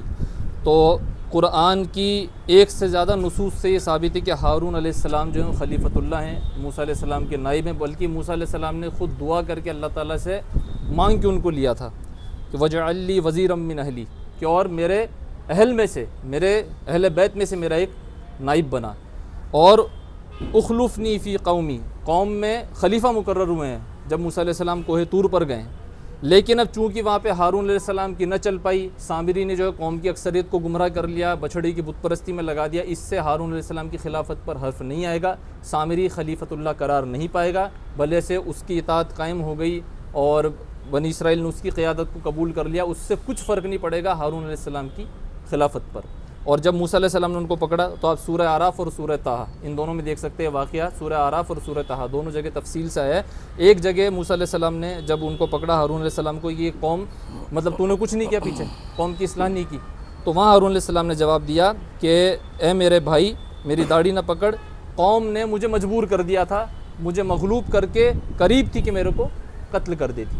اور ایک دوسری جگہ پہ ہارون علیہ السلام نے جواب دیا کہ مجھے خدشہ تھا کہ آپ مجھ پر ناراض ہوں گے کہ آپ کے پیچھے سے میں نے قوم کے اندر تفرقہ کر دیا، قوم کو دو پھاڑ کر دیا، یعنی ایک گروہ میرے ساتھ اور ایک گروہ اس طرف۔ بہرحال تو یہ قرآن سے یہ دونوں باتیں ثابت ہے کہ ہارون علیہ السلام خلیفۃ اللہ ہیں اور موسیٰ علیہ السلام کے خلیفہ ہیں، اور یہ بھی ثابت ہے کہ جب موسیٰ علیہ السلام کوہ طور پر گئے تو ہارون علیہ السلام کی خلافت کا تختہ پلٹ کر دیا گیا، سامری نے اکثر امت کو جو ہے گمراہ کر دیا، اپنی اطاعت میں لگا لیا، لیکن اس سے ہارون علیہ السلام کی خلیفۃ اللہ ہونے پر، خلیفۃ الرسول ہونے پر کوئی حرف نہیں آتا۔ اور اسی طرح اس امت کے ہارون امام علی علیہ السلام کی خلافت پر بھی کوئی حرف نہیں آتا۔ وما علینا الا البلاغ۔ اور ایک آخری بات میں بھول گیا تھا، آرام سے، کوئی دقت نہیں ہے۔ آخری بات یہ کہ نہج البلاغہ کا جو حوالہ آیا تو اس حوالے کو سب سے پہلے تو میں ذکر کرتا ہوں، میں بالکل تسلیم کرتا ہوں، اور اس حوالے کی حقیقت کو کیا اس کی کیفیت کو آپ سمجھ لیں۔ جیسے ہم یہاں ڈیبیٹ میں بھی جان رہے ہیں کہ اب جیسے بھائی بھی جانتے ہیں کہ بخاری مسلم کی جو بھی روایت انہوں نے پیش کی، جو آڈینس ہے ان کے لیے وہ حجت ہیں، میرے لیے وہ حجت بالکل صحیح نہیں ہے۔ اور اصول یہ ہے کہ میں ان پر ان کی دلائل سے حجت قائم کروں، یعنی جو ان کے نزدیک دلیل ہے جس کو یہ صحیح سمجھتے ہیں وہاں سے ان پر حجت قائم کروں، اور جو میرے نزدیک صحیح ہے جس کو میں دلیل سمجھتا ہوں وہاں سے میرے اوپر حجت قائم کریں، ٹھیک ہے۔ تو وہاں امام علی علیہ السلام نے امیر معاویہ پر حجت قائم کی ہے کہ جس طرح ابو بکر اور عمر کی خلافت قائم ہوئی تھی، کیونکہ امیر معاویہ نے ابو بکر، عمر، عثمان تینوں کو خلیفہ تسلیم کیا ہے، تو امام علی علیہ السلام نے امیر معاویہ پر حجت کی ہے کہ جس طرح ابو بکر، عمر، عثمان کی خلافت قائم ہوئی تھی، اکثر مہاجرون انصار بھی میری بھی بیعت کر چکے ہیں، تو اب تم میری بیعت کیوں نہیں کرتے ہو؟ تو اس طرح امام علی علیہ السلام نے امیر معاویہ پر اتمام حجت کر کے، سب کے سامنے حجت قائم کر کے جنگ صفین کا راستہ صاف کر دیا کہ اب اس شخص کے پاس کوئی عذر نہیں ہے، ہماری خلافت کو منسوخ من اللہ تو یہ خیر مانتے بھی نہیں تھے۔ اور امام علی علیہ السلام کا پھر اگر ہمیں دیکھنا ہے نہج البلاغہ میں تو پھر تمام خطبات دیکھنے پڑیں گے۔ نہج البلاغہ کا جو سب سے مشہور خطبہ ہے خطبہ شخشقیہ، اس کے اندر امام علی علیہ السلام نے صاف طور پہ ذکر کیا ہے کہ ابو بکر، عمر، عثمان یہ جتنے بھی خلیفہ بنے یہ سب جانتے تھے کہ میں اللہ کے رسول صلی اللہ علیہ وسلم کا برحق جانشین ہوں، ان کا خلیفہ برحق ہوں، لیکن انہوں نے خلافت کے تھنوں کو آپس میں بانٹ لیا اور سختی سے اس کو اپنے درمیان محدود کر لیا، تو یہ بھی موجود ہے۔ تو وہاں پہ امام علی علیہ السلام خط لکھ رہے ہیں امیر معاویہ کو، اور امیر معاویہ جس خلافت کو، جس طریقے سے خلافت کے قیام کو تسلیم کرتا تھا، برحق سمجھتا تھا، اسی رستے سے امام علی علیہ السلام نے اس پر حجت قائم کی ہے کہ جس طرح ابو بکر کی خلافت قائم ہوئی، عمر کی قائم ہوئی، عثمان کی قائم ہوئی، اب اکثر مہاجرین انصار میری بھی بیعت کر چکے ہیں، تو اب تو میری بیعت کیوں نہیں کرتا ہے؟ وآخر دعوانا الحمدللہ۔ ٹھیک ہے بھائی، جزاک اللہ خیر بھائی، سن جزا، الحمدللہ رب العالمین والصلاۃ والسلام علی رسول الکریم، اما بعد۔ دیکھیے ماشاءاللہ میں سمجھتا ہوں ویسے مناظرہ تو ختم کر دیا بھائی نے، لیکن اگر اصلاحاً بات ہو جائے تو مناظرہ ختم ہو چکا ہے، کیوں بھائی تسلیم کر چکے ہیں اپنی پہلی بات کے اندر۔ اس کا میں جواب کاؤنٹر کر دیتا ہوں ان کو۔ انہوں نے کہا کہ سورہ نور آیت نمبر 55 سے انہوں نے ابو بکر کی خلافت کو منسوخ بن اللہ ثابت کیا ہے، ٹھیک ہے۔ اگر ایسی ہی بات ہے تو ابو بکر کی مخالفت نہیں ہونی چاہیے تھی، اگر منسوخ بن اللہ تھے تو انہوں نے یہ بات بول دی۔ تو بھائی اگر یہ اصول ہے تو آپ کے 12 ائمہ کا اختلاف آپس میں ہے. حسن کے بیٹوں نے حسین کو نہیں مانا, حسین کے بیٹوں نے حسن کو نہیں مانا, خود امام زید نے اپنے بڑے بھائی کو امام نہیں مانا. اگر یہی وجوہات ہے کہ بھئی اختلاف ہوا تو حضرت علی کو خود کو نہیں مانا. اور اس سے بڑی بات کہتا ہوں, معاذ اللہ ثم معاذ اللہ سے خوف کھاتا ہوں, ہمارے نزدیک سارے اہل بیت معتبر ہے, ہم ان کو جنتی مانتے ہیں الحمدللہ ثم الحمدللہ. لیکن بقول آپ کے کہ ابو بکر سے اختلاف ہوا تو میں آپ کو پوری لسٹ دے سکتا ہوں, فہرست دے سکتا ہوں کہ کس کس امام کے بیٹے نے اپنے بڑے بڑے بھائیوں کو نہیں مانا, امام نہیں مانا, 12 امام کو نہیں مانا. خود بڑی میں نے آپ کے سامنے روایت رکھ دی ہے کہ امام باقر کو ان کے چھوٹے بھائی امام زید نہیں مانا, بلکہ خود انہوں نے کہا امام زید سے روایت ہے کہ بھئی میرے بھائی کو امام بنایا, کس نے بتایا تیرے کو؟ میرا باپ مجھ کو جب دودھ پلاتا تھا تو اس میں پھونک مار کے پلاتا تھا, ٹھنڈا کر کے پلاتا تھا. اتنا بڑا مسئلہ امامت کا وہ مجھے نہیں بتائے گا. اور یہ کیسا امام ہے جو ہاتھ میں چوڑیاں پہن کر بیٹھا ہے؟ امام زید نے اپنے بڑے بھائی کے لیے کہا. موسیٰ کاظم کو ان کے بڑے بھائی نے نہیں مانا, عبداللہ افتاح نے. بھائی اگر یہ بات کہہ رہے ہو تم اختلاف ہے تو ابو بکر پہ تو اختلاف کس کا ہے؟ آپ لوگوں کا ہے, وہ تو ان کے گھر والے تو نہیں ہے. لیکن تمہارے اماموں پہ تو اختلاف خود ہی امام کے خانوادوں کا ہے, پہلی چیز. ٹھیک ہے, اب رہی بات, اس سے بھی بڑی بات بولنے جا رہا ہوں, لیکن میں پھر بتاؤں کہ میں حضرت حسن علیہ السلام کو الحمدللہ ثم الحمدللہ ایک دم حق پر سمجھتا ہوں اور ایک دم صحیح سمجھتا ہوں. لیکن چونکہ آپ نے یہ بات کی, اس بات کے رد میں یہ بات کہتا ہوں. آپ کہہ رہے ہیں کہ اختلاف, یہاں تو خود آپ کی طرف سے اللہ کی طرف سے جو مقرر تھا, جو منصوص بن اللہ تھا, اس نے معاذ اللہ ثم معاذ اللہ بقول آپ کے ایک کافر کو حکومت سونپ دی. تو اس کا مطلب یہ ثابت ہوا کہ ساری کی ساری منصوص بن اللہ کے اندر جو غلطی ہوئی ہے حضرت حسن علیہ السلام سے ہوئی ہے, ان کو خلافت اپنے بھائی حسین کو سونپنی چاہیے تھی, نہ تو آپ بقول آپ کے جو معاویہ کافر ہے اس کو سونپ دی. انہوں نے کیوں سونپ دی؟ کیوں سونپ دی؟ جب کہ خود اللہ سبحانہ و تعالیٰ نے قرآن کریم کے اندر یونس علیہ السلام جو صرف آپ کے بغیر حکم کے آپ کی قوم کو چھوڑ کے چلے گئے تو ان کو مچھلی کے پیٹ میں رکھا 40 دن تک, تو آپ کی طرف سے جو منصوص بن اللہ تھے حضرت حسن علیہ السلام, جو اللہ کی طرف سے مقرر کردہ تھے, اللہ کی دی ہوئی امامت کو ایک کافر کے سپرد کیسے کر دی اور حضرت حسن کو کیوں نہیں دی؟ یہ ساری کی ساری کڑی کو توڑنے والے اہل بیت تھے معاذ اللہ ثم معاذ اللہ. اگر آپ اختلاف کی بات کرتے ہو تو میں سمجھتا ہوں اس کے بعد کچھ باقی نہیں رہتا. اس کا جواب دیجئے مجھے, آپ مجھے اس بات کا جواب دیجئے کہ حضرت حسن کو کیا ایسی وحی آئی, وہ وحی دکھائی اللہ کی طرف سے, وہ وحی دکھائی ہے مجھے اللہ کی طرف سے کہ حضرت حسن نے حضرت حسین علیہ السلام کو خلافت کیوں نہیں دی, ان کا نام آگے کیوں نہیں کیا, معاویہ کو کیوں دے دیا, جبکہ یہ مسلمہ حقیقت ہے. ان کی کتابوں کے حوالے میں پیش کر سکتا ہوں کہ حضرت حسن نے معاویہ کو خلافت سونپ دی تھی. وہ ایک الگ بات ہے بیعت کی نہیں کی, لیکن خلافت بہرحال سونپ دی تھی, جبکہ آپ کے پاس میں پوری طاقت تھی, سارے ساز و سامان تھے, سب چیز تھی.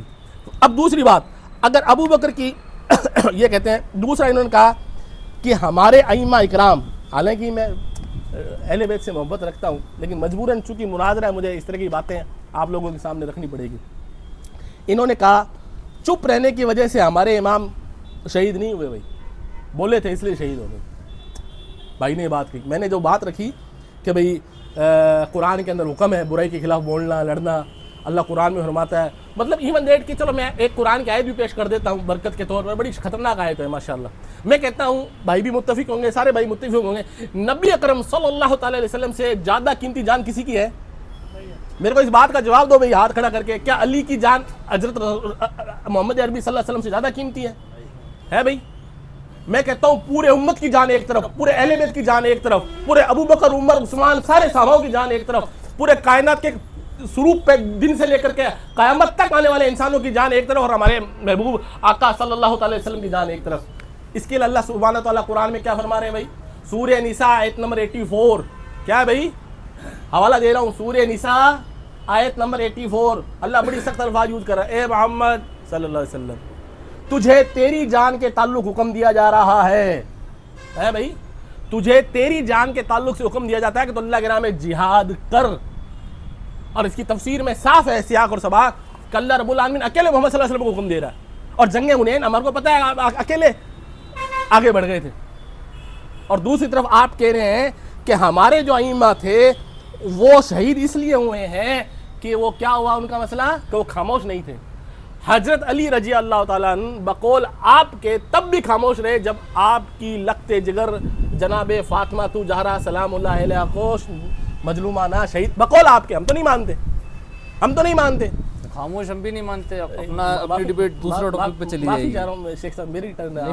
फिर मैं वो टॉपिक खोलूंगा, वहाँ से दलाइल पेश करूंगा कि इमाम अली ने उमर को पटका, नाक तोड़ी, वो सब कुछ किया। एक्चुअली देखिए बात ये है कि अपन मौजू पर रहे, मौजू भी दे रहा हूँ, दायरा अपना बढ़ता जा रहा है, क्योंकि अभी मैं देखो नोट करता जा रहा हूँ, आप वो रिवायात मेरे खिलाफ पेश कर रहे हो जो हमारे नज़दीक सही नहीं है। इमाम ज़ैद का असल मौक़िफ़ क्या है हमारे इम्मा के बारे में, उसके बारे में हमारी सही रिवायत मैं आपको पेश करूँगा। ठीक है।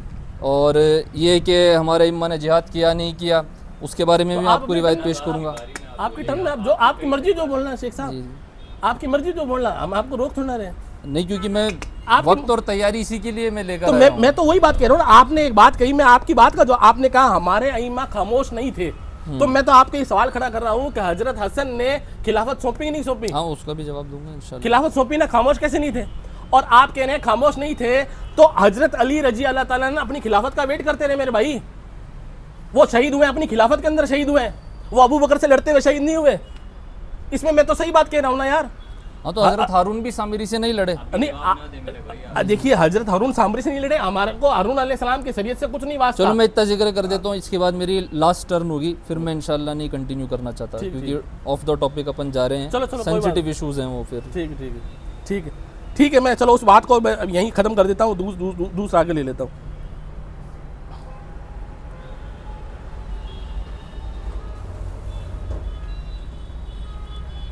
हाँ, आपने एक बात और कही कि बुखारी मुस्लिम आप पर हुज्जत नहीं है। बिल्कुल सही बात है, मैं इनकी बात से तस्लीम करता हूँ कि बुखारी मुस्लिम आप पर हुज्जत नहीं है, लेकिन मैंने कुरान की आयत पेश की, पहले कुरान की आयत पेश की जो हम दोनों में कॉमन है, उस चीज़ को ले लिया जाए, समझे बात को। उसके बाद मैंने नहजुल बलागा का हवाला पेश किया, लेकिन फिर आपने अल्हम्दुलिल्लाह सुम्मा अल्हम्दुलिल्लाह इतनी बड़ी बात कह दी कि मैं इस खुतबे को मानता हूँ, तो फिर बात ही ख़त्म होगी बुखारी मुस्लिम की। मैं तो सब बुखारी मुस्लिम आपके लिए उसके लिए नहीं है, मैं इस चीज़ का इकरार करता हूँ, लेकिन जब आप खुद नहजुल बलागा का हवाला मान रहे हैं, क्या हजरत अली रजी अल्लाह ताला ने एक खत लिखा उनको कि मेरी बैत वैसी हुई जैसे अंसार और मुहाजिर ने मिलकर हजरत अली की है। अब जब अंसार और मुहाजिर ने मिलकर की है, तो अल्लाह सुब्हानहू व तआला सूरह तौबा आयत नंबर 100 के अंदर अंसार और मुहाजिर को जन्नती कह रहा है मेरे भाई। अंसार और मुहाजिर को, सूरह तौबा आयत नंबर 100, साबिक़ून अव्वलून, ठीक है, जो अल्लाह की राह में जिन्होंने हिजरत की और जिहाद किया और उनकी मदद की, तुम इनकी इताअत करो। और इताअत भी कैसे? एहसान के साथ। इताअत भी कैसे? एहसान के साथ, एहसान के साथ इताअत करो। अल्लाह रब्बुल आलमीन अंसार और मुहाजिर की इताअत का हुक्म दे रहा है, और खुद हजरत अली ये बात कह रहे हैं कि जिसकी बैत अंसार और मुहाजिर कर ले, वैसी तो मेरी बैत हुई है, वैसी मेरी बैत हुई है। तो मैंने अपनी ये बात रखी है। और रही बात क्या बोलते हैं मेरे भाई सेंसिटिव इशू की, तो मैं सेंसिटिव इशू अपने वापस ले लेता हूँ। मैंने सिर्फ आपके जवाबन के तौर पे ये बात की थी, आप उस चाहे इस एक बात का जवाब दे दें मेरे को कि हजरत हसन ने, आप कह रहे हैं हजरत हसन ने एक माजल्ला सुम्मा माजल्ला एक काफिर को हुकूमत क्यों सौंप दी? ठीक है मेरे भाई, वमा अलैना इल्लल बलाग। अल्लाहुल मुस्तआन अला मा तसिफून। बिस्मिल्लाहिर रहमानिर रहीम। एक सवाल ये था कि क्या हसन अलैहिस्सलाम के पास अल्लाह का कोई हुक्म मौजूद था जिस वजह से उन्होंने ये किया, इस बारे में कि हमारे पास कोई दलील है? तो इसके ऊपर जो मेरी मालूमात में वो मैं ज़िक्र कर देता हूँ। तो हमारी सही हदीस के मुताबिक रसूलुल्लाह सल्लल्लाहु अलैहि वसल्लम को, चूँकि हम तमाम अइम्मा को मनसूस मानते हैं, तो रसूलुल्लाह सल्लल्लाहु अलैहि वसल्लम से जो अहादीस हमारे पास मौजूद हैं उनमें 12 इमामों के नाम भी मौजूद हैं। ये अलग बात कि उनके बाज़ रिश्तेदारों ने जो कबूल नहीं किया, तो उससे मसले की हकीकत पर फ़र्क नहीं आता। अगर नूह अलैहिस्सलाम के बेटे ने उनकी नबूवत को तस्लीम नहीं किया, तो इससे नूह अलैहिस्सलाम की नबूवत पर फ़र्क नहीं आता। तो इसी तरह इमाम मनसूस मिन अल्लाह का भाई बेटा कोई भी हो, अगर कबूल नहीं करता तो उससे उसकी इमामत पर फ़र्क नहीं आता है। और इसमें इमाम ज़ैद का भी ज़िक्र है जो हमारे यहाँ मोहतरम शख्सियत में से हैं, और उनके बारे में जो सही हदीस हैं वो भी मैं इंशाल्लाह बता दूंगा। तो पहले इमाम हसन अलैहिस्सलाम के मुतालिक जो था कि क्या उन्होंने अल्लाह के हुक्म से किया, तो हमारी सही हदीस के मुताबिक रसूलुल्लाह सल्लल्लाहु अलैहि वसल्लम को 12 अइम्मा मनसूस मिन अल्लाह के नाम भी बताए गए थे, और उनके मुतालिक आपको सहीफ़े भी अता किए गए थे, और हर सहीफ़ा जो था वो उसके मुतालिक इमाम के लिए था। यानी पहला सहीफ़ा पहले इमाम के लिए, दूसरा सहीफ़ा दूसरे इमाम के लिए, हर सहीफ़े पे मोहर लगी थी, और जो सहीफ़ा जिस इमाम का है वही इमाम उस सहीफ़े को खोलेगा, और उसमें जो अल्लाह ताला की हिदायत उसको हैं उसके मुताबिक उसको अमल करना है। तो हसन अलैहिस्सलाम जब इमामत पर फ़ाइज़ हुए तो उस सहीफ़े में जो उनके लिए हिदायत थी उन्होंने उनके मुताबिक अमल किया, اور علل الشرائع جو علامہ صدوق کی اس میں وہ نقل کرتے ہیں کہ امام حسن علیہ السلام جب حکومت سے دستبردار ہوئے ہیں تو انہوں نے کہا ہے کہ میرا حکومت سے دستبردار ہونا اسی طرح ہے جیسے خضر کا کشتی میں چھید کرنا، یعنی بظاہر جو کام نیگیٹو نظر آ رہا ہے، وہاں پہ تو خضر علیہ السلام پر تو وقت کے نبی نے اعتراض کر دیا، یہاں پہ تو ہم عام لوگ، کم فہم لوگ اعتراض کر رہے ہیں حسن علیہ السلام کے اقدام پر۔ تو حسن علیہ السلام کہتے ہیں کہ میری یہ دستبرداری اسی طرح ہے جیسے خضر کا کشتی میں چھید کرنا، خضر نے وہاں ان کی کشتیاں بچانی چاہیے، اور میں تمہیں بتا رہا ہوں کہ اگر میں حکومت سے دستبردار نہیں ہوا تو یہ ہمارے تمام شیعہ کا قتل عام کریں گے۔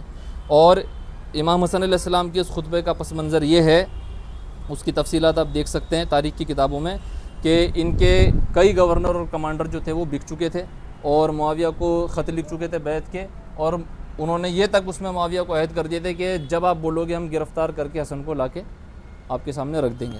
اور معاویہ نے امام حسن کو یہ خطوط بھیجا اور کہا کہ اب دیکھو تم ہم سے لڑنے لائق نہیں رہے ہو۔ تو وہاں امام حسن علیہ السلام نے اپنے ساتھیوں کو متنبہ کیا کہ دیکھو میں تمہارا امام ہوں، خواہ میں کھڑا رہوں خواہ میں بیٹھا رہوں، یعنی میں حکومت میں ہوں تو بھی میں ہی تمہارا امام ہوں، اور اگر میں اس سے فارغ ہو جاؤں تو بھی تم پر اطاعت میری ہی لازم ہے، دین کے اندر تمہارا برحق امام میں ہی ہوں۔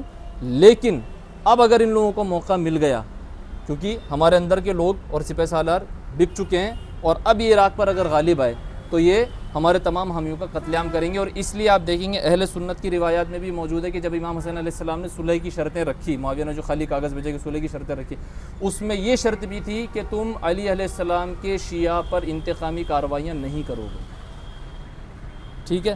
تو یہ میری طرف سے مطلب میری نظر میں کلیئر ہو گیا، اور اس ٹاپک پر میں اس سے آگے بات مطلب میں ہے بھی نہیں میرے پاس بات، بہرحال آپ جو بھی سمجھیں، شکست بھی سمجھیں۔ اور بات نہیں ہے بھائی، آپ کنٹینیو کریں۔ اور ایک سورہ نور کے ریفرنس میں بھی میں اس بات کو ذکر میں لانا چاہوں گا کہ اگر مطلب سورہ نور کی اس آیت کو ہم اس طرح اگر سمجھے جیسے یہاں ہم سمجھنے کی کوشش کر رہے ہیں، تو وہ بھی امیر معاویہ کے حق میں دلیل بنتی ہے کہ بھئی اصل مومن صالح یہ تھا، اس لیے خلافت اس کو مل گئی اور حسن اس سے فارغ ہو گئے، کہ وہ اس کے لائق نہیں تھے، وہ مومن صالح نہیں تھے، تو وہ تو فارغ ہو گئے، اور یہ جو تھے بنو امیہ یہ خلیفہ بن گئے۔ اور اہل بیت کے اندر جو اختلاف ہے، ہاں اس بارے میں یہ کلیئر کر دوں کہ اس کا انکار نہیں کرتے ہم کہ سادات میں آل رسول کے اندر ائمہ کی امامت سے منحرف ہونے والے لوگ ہوئے ہیں، اور اس لیے آپ دیکھیں گے کہ سادات سنیوں میں بھی پائے جاتے ہیں، ٹھیک ہے۔ سادات شیعہ میں بھی ہیں، ائمہ کی امامت ماننے والے بھی ہیں، اور ائمہ کو معصوم امام من اللہ نہیں ماننے والے لوگ بھی ہیں، جس کے لیے میں بول چکا ہوں کہ وہ ہمارے لیے کوئی حجت دلیل بحث کی حیثیت اس لیے نہیں رکھتی کیونکہ نوح علیہ السلام کے اپنے بیٹے نے، اپنی بیوی نے جو ہے ان کی نبوت قبول نہیں کی، لوط علیہ السلام کی بیوی نے قبول نہیں کی، تو اس سے کوئی خاص فرق نہیں پڑتا۔ اب رہی بات امام زید کی کہ انہوں نے اپنے وقت کے امام کو انہوں نے نہیں تسلیم کیا، تو امام زید علیہ السلام کی طرف منسوب ایسی روایات بھی ہیں جن کو ہم موضوع قرار دیتے ہیں، اور ایسی روایات بھی ہیں جو ہماری تحقیق میں صحیح ہیں۔ ان میں سے کچھ چند صحیح روایتیں میں آپ کے سامنے رکھ دیتا ہوں۔ مثلاً جن ائمہ کو ہم مانتے ہیں ان میں پانچویں امام محمد باقر علیہ السلام، جو کہ بڑے بھائی ہیں امام المجاہدین زید علیہ السلام کے، اور چھٹے امام ہیں انہی امام محمد باقر علیہ السلام کے بیٹے امام جعفر صادق علیہ السلام۔ تو ان کے بارے میں امام المجاہدین زید علیہ السلام کی حدیث اور اس کی ایک تاریخی دلیل بھی میں دوں گا کہ ہم یہ چیک کر لیں کہ بھئی صحیح اور موضوع میں سے کس کو ہم سمجھیں۔ بھئی یہ اثنا شریع اپنی ایک روایت کے لے کہہ رہے کہ صحیح ہے اور دوسری موضوع ہے، تو ہم تاریخ سے کیسے اس کو چیک کریں، تو وہ انشاءاللہ بھی ذکر کر دوں گا۔ تو امام المجاہدین زید علیہ السلام کی صحیح سند سے ہمارے پاس حدیث موجود ہے، وہ کہتے ہیں کہ ہم میں سے ہر دور میں ایک شخص حجت ہوتا ہے، اور اس دور میں میرا بھتیجا جعفر حجت ہے، یعنی وہ جعفر علیہ السلام کو حجت اللہ مانتے تھے اور ان کی امامت تسلیم کرتے تھے۔ اس کی سب سے بڑی دلیل یہ ہے کہ سنی اور شیعہ دونوں کے تاریخی مصادر میں موجود ہے، ان کی ہسٹری آپ پڑھنا، امام المجاہدین زید علیہ السلام کی انہوں نے بنو امیہ کے خلاف خروج کیا تھا، کہ خروج کرنے سے پہلے جب وہ مدینہ میں تھے اور بنو امیہ کے حکمران ہشام بن عبد الملک نے ان کو طلب کیا عراق، تو انہوں نے جا کر امام جعفر صادق علیہ السلام سے اجازت مانگی کہ اب میں عراق جا رہا ہوں اور آپ کے حامی وہاں موجود ہیں، مجھے اجازت دے دیجئے، اگر مجھے موقع ملا تو میں انشاءاللہ کارروائی کروں گا۔ امام جعفر صادق علیہ السلام نے اجازت دی، اور جب امام زید علیہ السلام وہاں سے گئے ہیں تو ہماری صحیح حدیث میں موجود ہے کہ امام جعفر صادق نے، جو میں کہہ رہا ہوں کہ ہمارے ائمہ سب پر استطاعت کی وجہ سے سب پر واجب نہیں قرار دیتے تھے، لیکن جو شامل ہوتے تھے جہاد و قتال میں ان کو افضل قرار دیتے. تو اس کی دلیل یہ ہے کہ امام زید علیہ السلام جب وہاں سے گئے تو امام جعفر صادق علیہ السلام نے کہا کہ جتنے اس کا ساتھ دیں گے وہ سب جنتی ہیں, وہ سب جنتی ہیں. بعد میں امام زید علیہ السلام وہاں جاتے ہیں, عراق میں 2 سال ان کا رہنا ہوتا ہے اور کئی لوگوں کو وہ تیار کر لیتے ہیں, لیکن ان کے پلان سے پہلے جو ہے مخبری ہو جاتی ہے اور حکومت کی طرف سے کریک ڈاؤن ہو جاتا ہے, اور یہ اصحاب بدر کی تعداد 310 سے کچھ اوپر 313 تقریباً اتنے ساتھیوں سمیت جہاد کرتے ہوئے شہید ہو جاتے ہیں. اور ان کے بارے میں ہماری صحیح حدیث میں موجود ہے, اور یہ پیشن گوئی ہے, یہ پیشن گوئی ہے جس کو آج ساری دنیا نے بھی دیکھ لیا کہ اللہ کے رسول صلی اللہ علیہ وسلم نے فرمایا تھا, حضرت زید بن حارثہ جو اکیلے صحابی جن کا نام زید قرآن کے اندر آیا اور کسی کا نہیں آیا, اور اس نام کو ہم اسی کی علامت سمجھتے ہیں کہ اللہ کے رسول صلی اللہ علیہ وسلم نے, کیونکہ یہ نام قرآن میں آنا باقی سب ناموں کو ہٹا کے صرف اس نام کا آنا اس کو ہم اس کی علامت سمجھتے ہیں, جو رسول اللہ صلی اللہ علیہ وسلم نے اس نام کے بارے میں خصوصیت بتائی جو ہماری صحیح حدیث میں ہے کہ اے زید تو ہم نام ہے میرے اس بیٹے کا جس کو کناسہ میں شہید کر کے سولی پہ لٹکایا جائے گا, اور وہ امام المجاہدین ہوگا, یعنی اس سے مجاہدین کی ایک تحریک برپا ہوگی. اور امام زید علیہ السلام کی شہادت کے بعد یہ ہوا کہ اہل تشیع کی پہلی جہادی تحریک برپا ہوئی, وجود میں آئی, جس کو تاریخ میں زیدی تحریک کے نام سے جانا جاتا ہے. اور اس کے بعد سے بنو امیہ بنو عباس کے خلاف خروج کرنے والے اہل بیت کے جتنے بھی حامی ہوتے تھے وہ سرکاری ریکارڈ میں زیدی کہلاتے تھے. تو اور اس کے علاوہ بھی کہ اب یہ امام زید علیہ السلام کا ہمارے ائمہ کی اطاعت میں ہونا اور بلکہ ان کی حمایت میں جہاد و قتال کرنا, اس کے لیے میں نے آپ کو صحیح روایات پیش کر دی. اور آگے بھی آپ زیدی تحریک کی جو تاریخ دیکھیں گے, مثلاً مامون رشید نے اس تحریک کے خروج سے خائف ہو کر ہمارے 8ویں امام علی رضا علیہ السلام کو اگلا خلیفہ مقرر کر دیا تھا, مطلب سرکاری طور پر, بعد میں ان کو زہر دے کے شہید کروا دیا.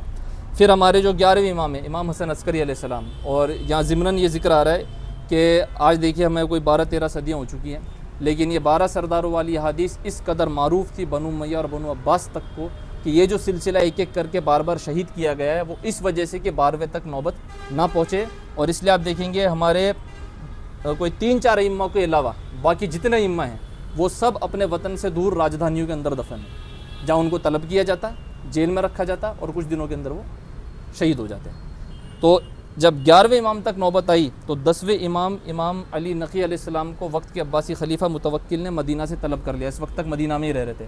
اس نے فیملی سمیت ان کو طلب کر لیا سامرہ, جو چھاؤنی تھی حکومت کی, عسکری شہر تھا, اور وہاں پر ان کو ود فیملی سیٹل ہونے پہ مجبور کر دیا. جب ان کی شہادت ہو گئی تو اس کے بعد ان کے بیٹے امام حسن عسکری علیہ السلام کو سامرہ سے شفٹ کر کے بغداد کی جیل میں قید کیا. اس کے اوپر زیدی تحریک نے پھر خروج کیا, 11ویں امام کی حمایت میں زیدی تحریک نے پھر خروج کیا بنو امیہ کے خلاف. اور ذہبی جو ابن تیمیہ کے کٹر شاگرد اور ناسبی رجحانات رکھنے والے اور جن کو اہل سنت اسماء الرجال میں حجت مانتے ہیں, وہ ذہبی کہتے ہیں کہ جب 11ویں امام کی قید و بند شروع ہوئی تو عراق کے زیدی کمانڈر 12ویں امام کی پیدائش کا انتظار کرنے لگے. تو اس وقت کے حکمرانوں کو بھی پتہ تھا کہ 12واں کون ہوگا اور ہمیں اس سے کیا خطرہ ہے. اور امام حسن عسکری علیہ السلام کی خطوط تاریخی مصادر میں موجود ہیں جو انہوں نے ذکر کیا ہے کہ یہ ساری قید و بند اس لیے ہے کہ میری نسل آگے نہ چلے. جب خروج ہو گیا زیدی تحریک کا, حکومت فورس ہوئی ان کو بغداد سے واپس سامرہ میں گھر کی نظر بندی میں رکھنے میں. اس کے بعد سے حکومت نے یہ کیا کہ حکومت کے گارڈ آتے اور ان کی گھر کی عورتوں کو چیک کرتے. یہ اہل بیت کے اوپر انہوں نے ظلم ڈھائے ہیں کہ کوئی حاملہ تو نہیں ہے. ایک باندی تھی جو فربا تھی, موٹی تھی, اس کو قید کر لیا گیا. 2 سال بعد اس کو انہوں نے اطمینان کر کے چھوڑا کہ یہ حاملہ نہیں ہے. تو اس سرویلانس کے اندر کیسے ہمارے 12ویں امام کی پیدائش ہوئی ہے اور کس طرح وہ غیبت میں گئے, بالکل دوسرا ٹاپک ہے, مطلب میں اس ٹاپک کو نہیں چھیڑنا چاہ رہا ہوں. اور 28 سال کی عمر میں یہ امام حسن عسکری علیہ السلام ان کو بھی زہر دے کے صرف 28 سال کی عمر میں ان کو شہید کر دیا گیا. اور ابن تیمیہ اور ان کے شاگردوں نے اس کے اوپر جشن بنایا کہ ان کا 12واں پیدا ہی نہیں ہو پایا. ٹھیک ہے, تو اس کے اوپر میں اپنی بات جو ہے وہ تمام کروں گا. وما علینا الا البلاغ المبین وآخر دعوانا الحمدللہ. جزاک اللہ خیر و احسن جزا. الحمدللہ رب العالمین صلی اللہ علیہ علی رسول الکریم. اما بعد, چونکہ پہلی ٹرن ہمارے بھائی کی تھی, آخری ٹرن میں میری بات کر کے ویسے ہی انہوں نے کہہ دیا کہ اس پہ ختم کریں گے انشاءاللہ. تو اب میں ان کی جو چند باتیں ہیں, میں پہلی ایک بات کا جواب پہلے میں بھول گیا, نہیں دے پایا, انہوں نے دوبارہ ریپیٹ کر دی ہے ماشاءاللہ, جزاک اللہ خیر. یہ کہتے ہیں اگر سورہ نور آیت نمبر 55 کا سہارا لیا جائے تو معاویہ اور جو یزید ہے ان کو بھی بینیفٹ مل جائے گا. تو بھائی کیسے ملے گا بینیفٹ یار؟ کیسے ملے گا؟ ہمارے پاس میں واضح روایتیں ہیں یزید کے نام لے کر کے، معاویہ کا نام لے کر کے، کہ اللہ کے رسول صلی اللہ علیہ وسلم نے ہمیں فرمایا کہ خلافت من حاج النبوہ، خلافت راشدہ 30 سال رہے گی. اور اس کے بعد میں ہمارے پاس میں اور بھی سلسلہ تو سیاح کے اندر شیخ ناصر الالبانی نے اس کو صحیح کہا ہے کہ میری امت کے اندر سب سے پہلے بدعت ایجاد کرنے والا بنو امیہ کا شخص ہوگا. یزید کا نام لے کر کے بتایا قریش کے کچھ جوان چھوکرے میری آل کو قتل کریں گے. بہت سی روایتیں ہیں لیکن موقع محل نہیں ہے. تو بینیفٹ آف ڈاؤٹ معاویہ اور یزید کی حکومت کو ملتا ہی نہیں ہمارے نزدیک. ہمارے پاس میں 30 سالہ خلافت راشدہ کا اللہ کے رسول صلی اللہ علیہ وسلم کی طرف سے پیشن گوئی ہے اور وہ زمین پر ثابت بھی ہوئی ہے. اس کو شیعہ بھی مانتے ہیں اور سنی بھی مانتے ہیں. تو سورہ نور آیت نمبر 55 کا بینیفٹ ڈاؤٹ معاویہ اور یزید کو نہیں ملتا، پہلی بات. دوسری بات کہ 12 امام کے نام ان کی کتابوں میں ہیں. جیسا بھائی نے کہا بخاری مسلم ہمارے لیے حجت نہیں ہے، تو آپ کی کتابیں ہمارے لیے حجت نہیں ہے، تو اس سے دلائل دینے کا کوئی فائدہ بنتا ہی نہیں ہے. اس میں جب لمبی ڈسکس نہیں کروں گا. دوسری بات انہوں نے بولی ہمارے لیے حجت ہے 12 امام اور ان کے صحیفے. اب میں پھر میرے بھائی کو ان کی بات یاد دلاؤں گا کہ انہوں نے کہا کہ ہمارا عقیدہ قرآن کریم کے ساتھ بالکل اٹیچ ہے، قرآن کو ہم پورا مانتے ہیں.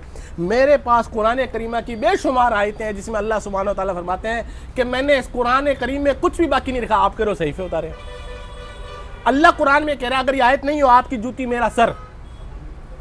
قرآن میں اللہ سبحانہ و تعالیٰ فرماتا ہے کہ ہم نے اس قرآن کریم میں ہر چیز کی تفصیل بیان کر دی ہے. اذان دکھائیے قرآن سے. ایک منٹ میرے بھائی، نہیں غلط بات نہیں، غلط بات یار استغفر. آپ اپنے دیکھیے ایک بھائی یار بیچ میں نہیں، بیچ میں آپ مت بولو. آپ معروف بھائی معذرت کے ساتھ میں نے آپ کی ٹرن میں بالکل خاموشی رکھی ہے. نہیں تو احادیث کا انکار ہو جائے گا اس طرح. ہاں تو میں بتا دوں قرآن یہی کہتے ہیں کہ اللہ نے کچھ قرآن میں چھوڑا ہی نہیں ہے، باقی یہ تو قرآن کی آیت ہے. احادیث کا انکار ہو تو گیا. اعتراض اللہ پہ کرو، یہ تو قرآن کی آیت ہے. اللہ کو کہو کہ اللہ کو اذان قرآن میں نہیں ہے. اگر یہ قرآن میں آیت نہیں ہو اور میں بیان کر رہا ہوں تو میرے پہ جد آتی ہے نا میرے بھائی. ہاں تو قرآن میں تو ابو بکر عمر کا بھی نام نہیں ہے. بھائی ایسا ہے کہ وہ نہیں ہے، وہ کیا ہے آپ جو کہہ رہے ہو صحیفے اتارے. میرا جواب اس پر ہے کہ اللہ کو صحیفے اتارنے کی کیا ضرورت پڑے گی؟ اللہ کہہ رہا ہے ہم نے قرآن میں کچھ باقی نہیں چھوڑا. قرآن سے نص میرے پاس اذان کی بات میں بتاؤں گا، صحیفوں کے بارے میں آپ کو آیت بتاؤں گا انشاءاللہ. ٹھیک ہے. آپ میں سوچ رہا تھا لاسٹ آرگومنٹ ہوگا لیکن میں دیتا ہوں انشاءاللہ، اس کا بھی جواب دیتا ہوں. دیکھیے ایسا ہے کہ ایک تو میں ان کی باری میں بول نہیں رہا بالکل بھی. انہوں نے اپنی جو لاسٹ ان کی تھی اس میں انہوں نے 12 اماموں کی تاریخ بتائی، جبکہ آپ لوگوں کو معلوم ہے ہمارا موضوع 12 امام اور بات کرنے کا تھا ہی نہیں. آپ کے 12 امام آپ کے نزدیک کیا ہے کیا نہیں ہے، کون کس کو مانتا ہے، آپ نے خود نے تسلیم کر لیا کہ ہمارے اہل بیت میں سے کئی سادات ایسے ہیں جو ایک دوسرے کو نہیں مانتے تھے. آپ نے خود نے تسلیم کر لیا. اور یہی میرا دعویٰ تھا کہ بھئی 12 اہل جو ائمہ اکرام ان میں آپس میں آپ ایک دوسرے کو نہیں مانتے، اور آپ نے اس بات کا جواب بھی نہیں دیا. حسن نے ان کو کیوں سونپ دیا؟ جبکہ اللہ تو قرآن میں محمد صلی اللہ علیہ وسلم کو کہہ رہا ہے کہ محمد صلی اللہ علیہ وسلم تجھے تیری ذات کے تعلق حکم دیا جاتا ہے. حسن علیہ السلام کا تو پورا لشکر تھا ساتھ میں، تو کیوں انہوں نے ایسے کون سا صحیفہ اتار دیا الگ سے ہی جو قوم کو معلوم ہی نہیں، ملت کو معلوم ہی نہیں؟ تو میرے بھائی ایک چیز کا یہ دھیان رکھیے، مجھے اپنی ٹرن میں بات کہنے دیجیے، ٹھیک ہے؟ آپ جواب دیں گے تو میں بھی جواب دوں گا انشاءاللہ، کیونکہ پہلی ٹرن آپ کی تھی. میں آپ کے کسی بھی چیز میں بیچ میں نہیں بولا میرے بھائی. یہ جیت ہار کا مسئلہ نہیں ہے. آپ کو ہماری بات سمجھ میں آتی ہے، امن صدقنا. ہمیں آپ کی بات سمجھ میں آتی ہے، امن صدقنا. زبردستی تو کوئی کسی میں ہے ہی نہیں نا، کیا میرے بھائی؟ تو میں نے یہ کہا، انہوں نے کہا اماموں کے لیے 12 صحیفے اتارے. اللہ قرآن میں کہہ رہا ہے کہ ہم نے ہر چیز کا اختلاف حل کر دیا ہے. اذان کا مسئلہ کوئی اختلاف کا مسئلہ ہے کیا؟ عقیدے کا مسئلہ، جنت جہنم کا مسئلہ ہے. بھائی تمہارے 12 ائمہ اکرام کا مسئلہ جنت جہنم کا مسئلہ ہے. اگر تم اس بات پہ ڈیبیٹ کرنا چاہتے ہو، میں ثابت کر دیتا ہوں کہ تمہارے نزدیک کسی ایک امام انکار رسول کا انکار ہے، رسول کا انکار اللہ کا انکار ہے. میں یہ بات ثابت کر دیتا ہوں جو تمہارے ائمہ اکرام میں سے کسی ایک ائمہ کو نہیں مانے وہ جنت میں نہیں جائے گا. آ جاؤ اس بات پہ مناظرہ کر لو. پھر تمہارے سادات کا کیا ہوگا، اہل بیت کا کیا ہوگا، اس بات پہ ٹاپک پہ مناظرہ کر لو. میں یہ ثابت کر سکتا ہوں کہ اصول دین شیعوں کے نزدیک 12 ائمہ پر ایمان لانا اصول دین میں سے ہے، اصول دین میں سے ایمان کا حصہ ہے. لیکن چونکہ ہمارا ٹاپک یہ نہیں ہے، ہم اس پہ بات کر رہے ہیں کہ منصوص بن اللہ. اب رہی بات، میں نے معاویہ والا بینیفٹ آف ڈاؤٹ کا بتا دیا کہ بھی معاویہ کو بینیفٹ ڈاؤٹ ہماری کتاب سے نہیں ملتا ہے، ٹھیک ہے. اور جو بھی آپ بات کر رہے ہیں اپنی روایتوں سے بات کی آپ نے، جو 10-15 منٹ بات کی امام زید کی، دوسرے دیگر کی، میں یہ بھی بات ثابت کر دوں گا کہ امام زید نے امام باقر کو نہیں مانا. اس پہ مناظرہ کرنا کر لینا آپ انشاءاللہ. ہم یہ بات ثابت کر دیں گے کہ امام زید نے، تاریخی حقائق ہے، آج کی کرنٹ جو ورلڈ سچویشن ہے اس میں بھی یہ بات نکل کر آتی ہے کہ امام زید نے امام باقر کو نہیں مانا، امام عبداللہ افتاح نے موسیٰ کاظم کو نہیں مانا، اور تو اور کئی لوگ ایسے بھی ہیں جنہوں نے موسیٰ کاظم کو امام مہدی مانا. ہم بہت سی چیزیں رکھ سکتے ہیں. آپ لوگوں میں ضروری نہیں ہے کہ سارے کے سارا 12 ائمہ کرام کو مانتے ہیں. آپ میں سے بہت سے ایسے اسماعیلی فرقہ وہ بالکل الگ ہو گیا. بہت سے ایسے سادات ہیں جو اپنے اپنے اماموں کو لے کر الگ ہو کے رہنے فرقے بنا لیے. آپ شیعہ بھائیوں میں خود میں اتفاق نہیں ہے کہ 12 امام ہے کون سے.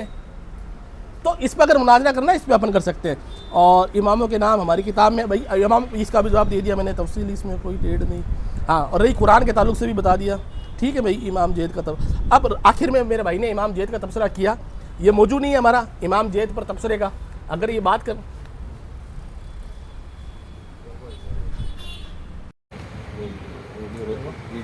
شیعہ کہلانے والے لوگوں میں 95% لوگ وہ ہیں جو اثنا عشری ہیں, جو 12 اماموں کو انہی کو 12 امام مانتے ہیں احادیث میں مذکور.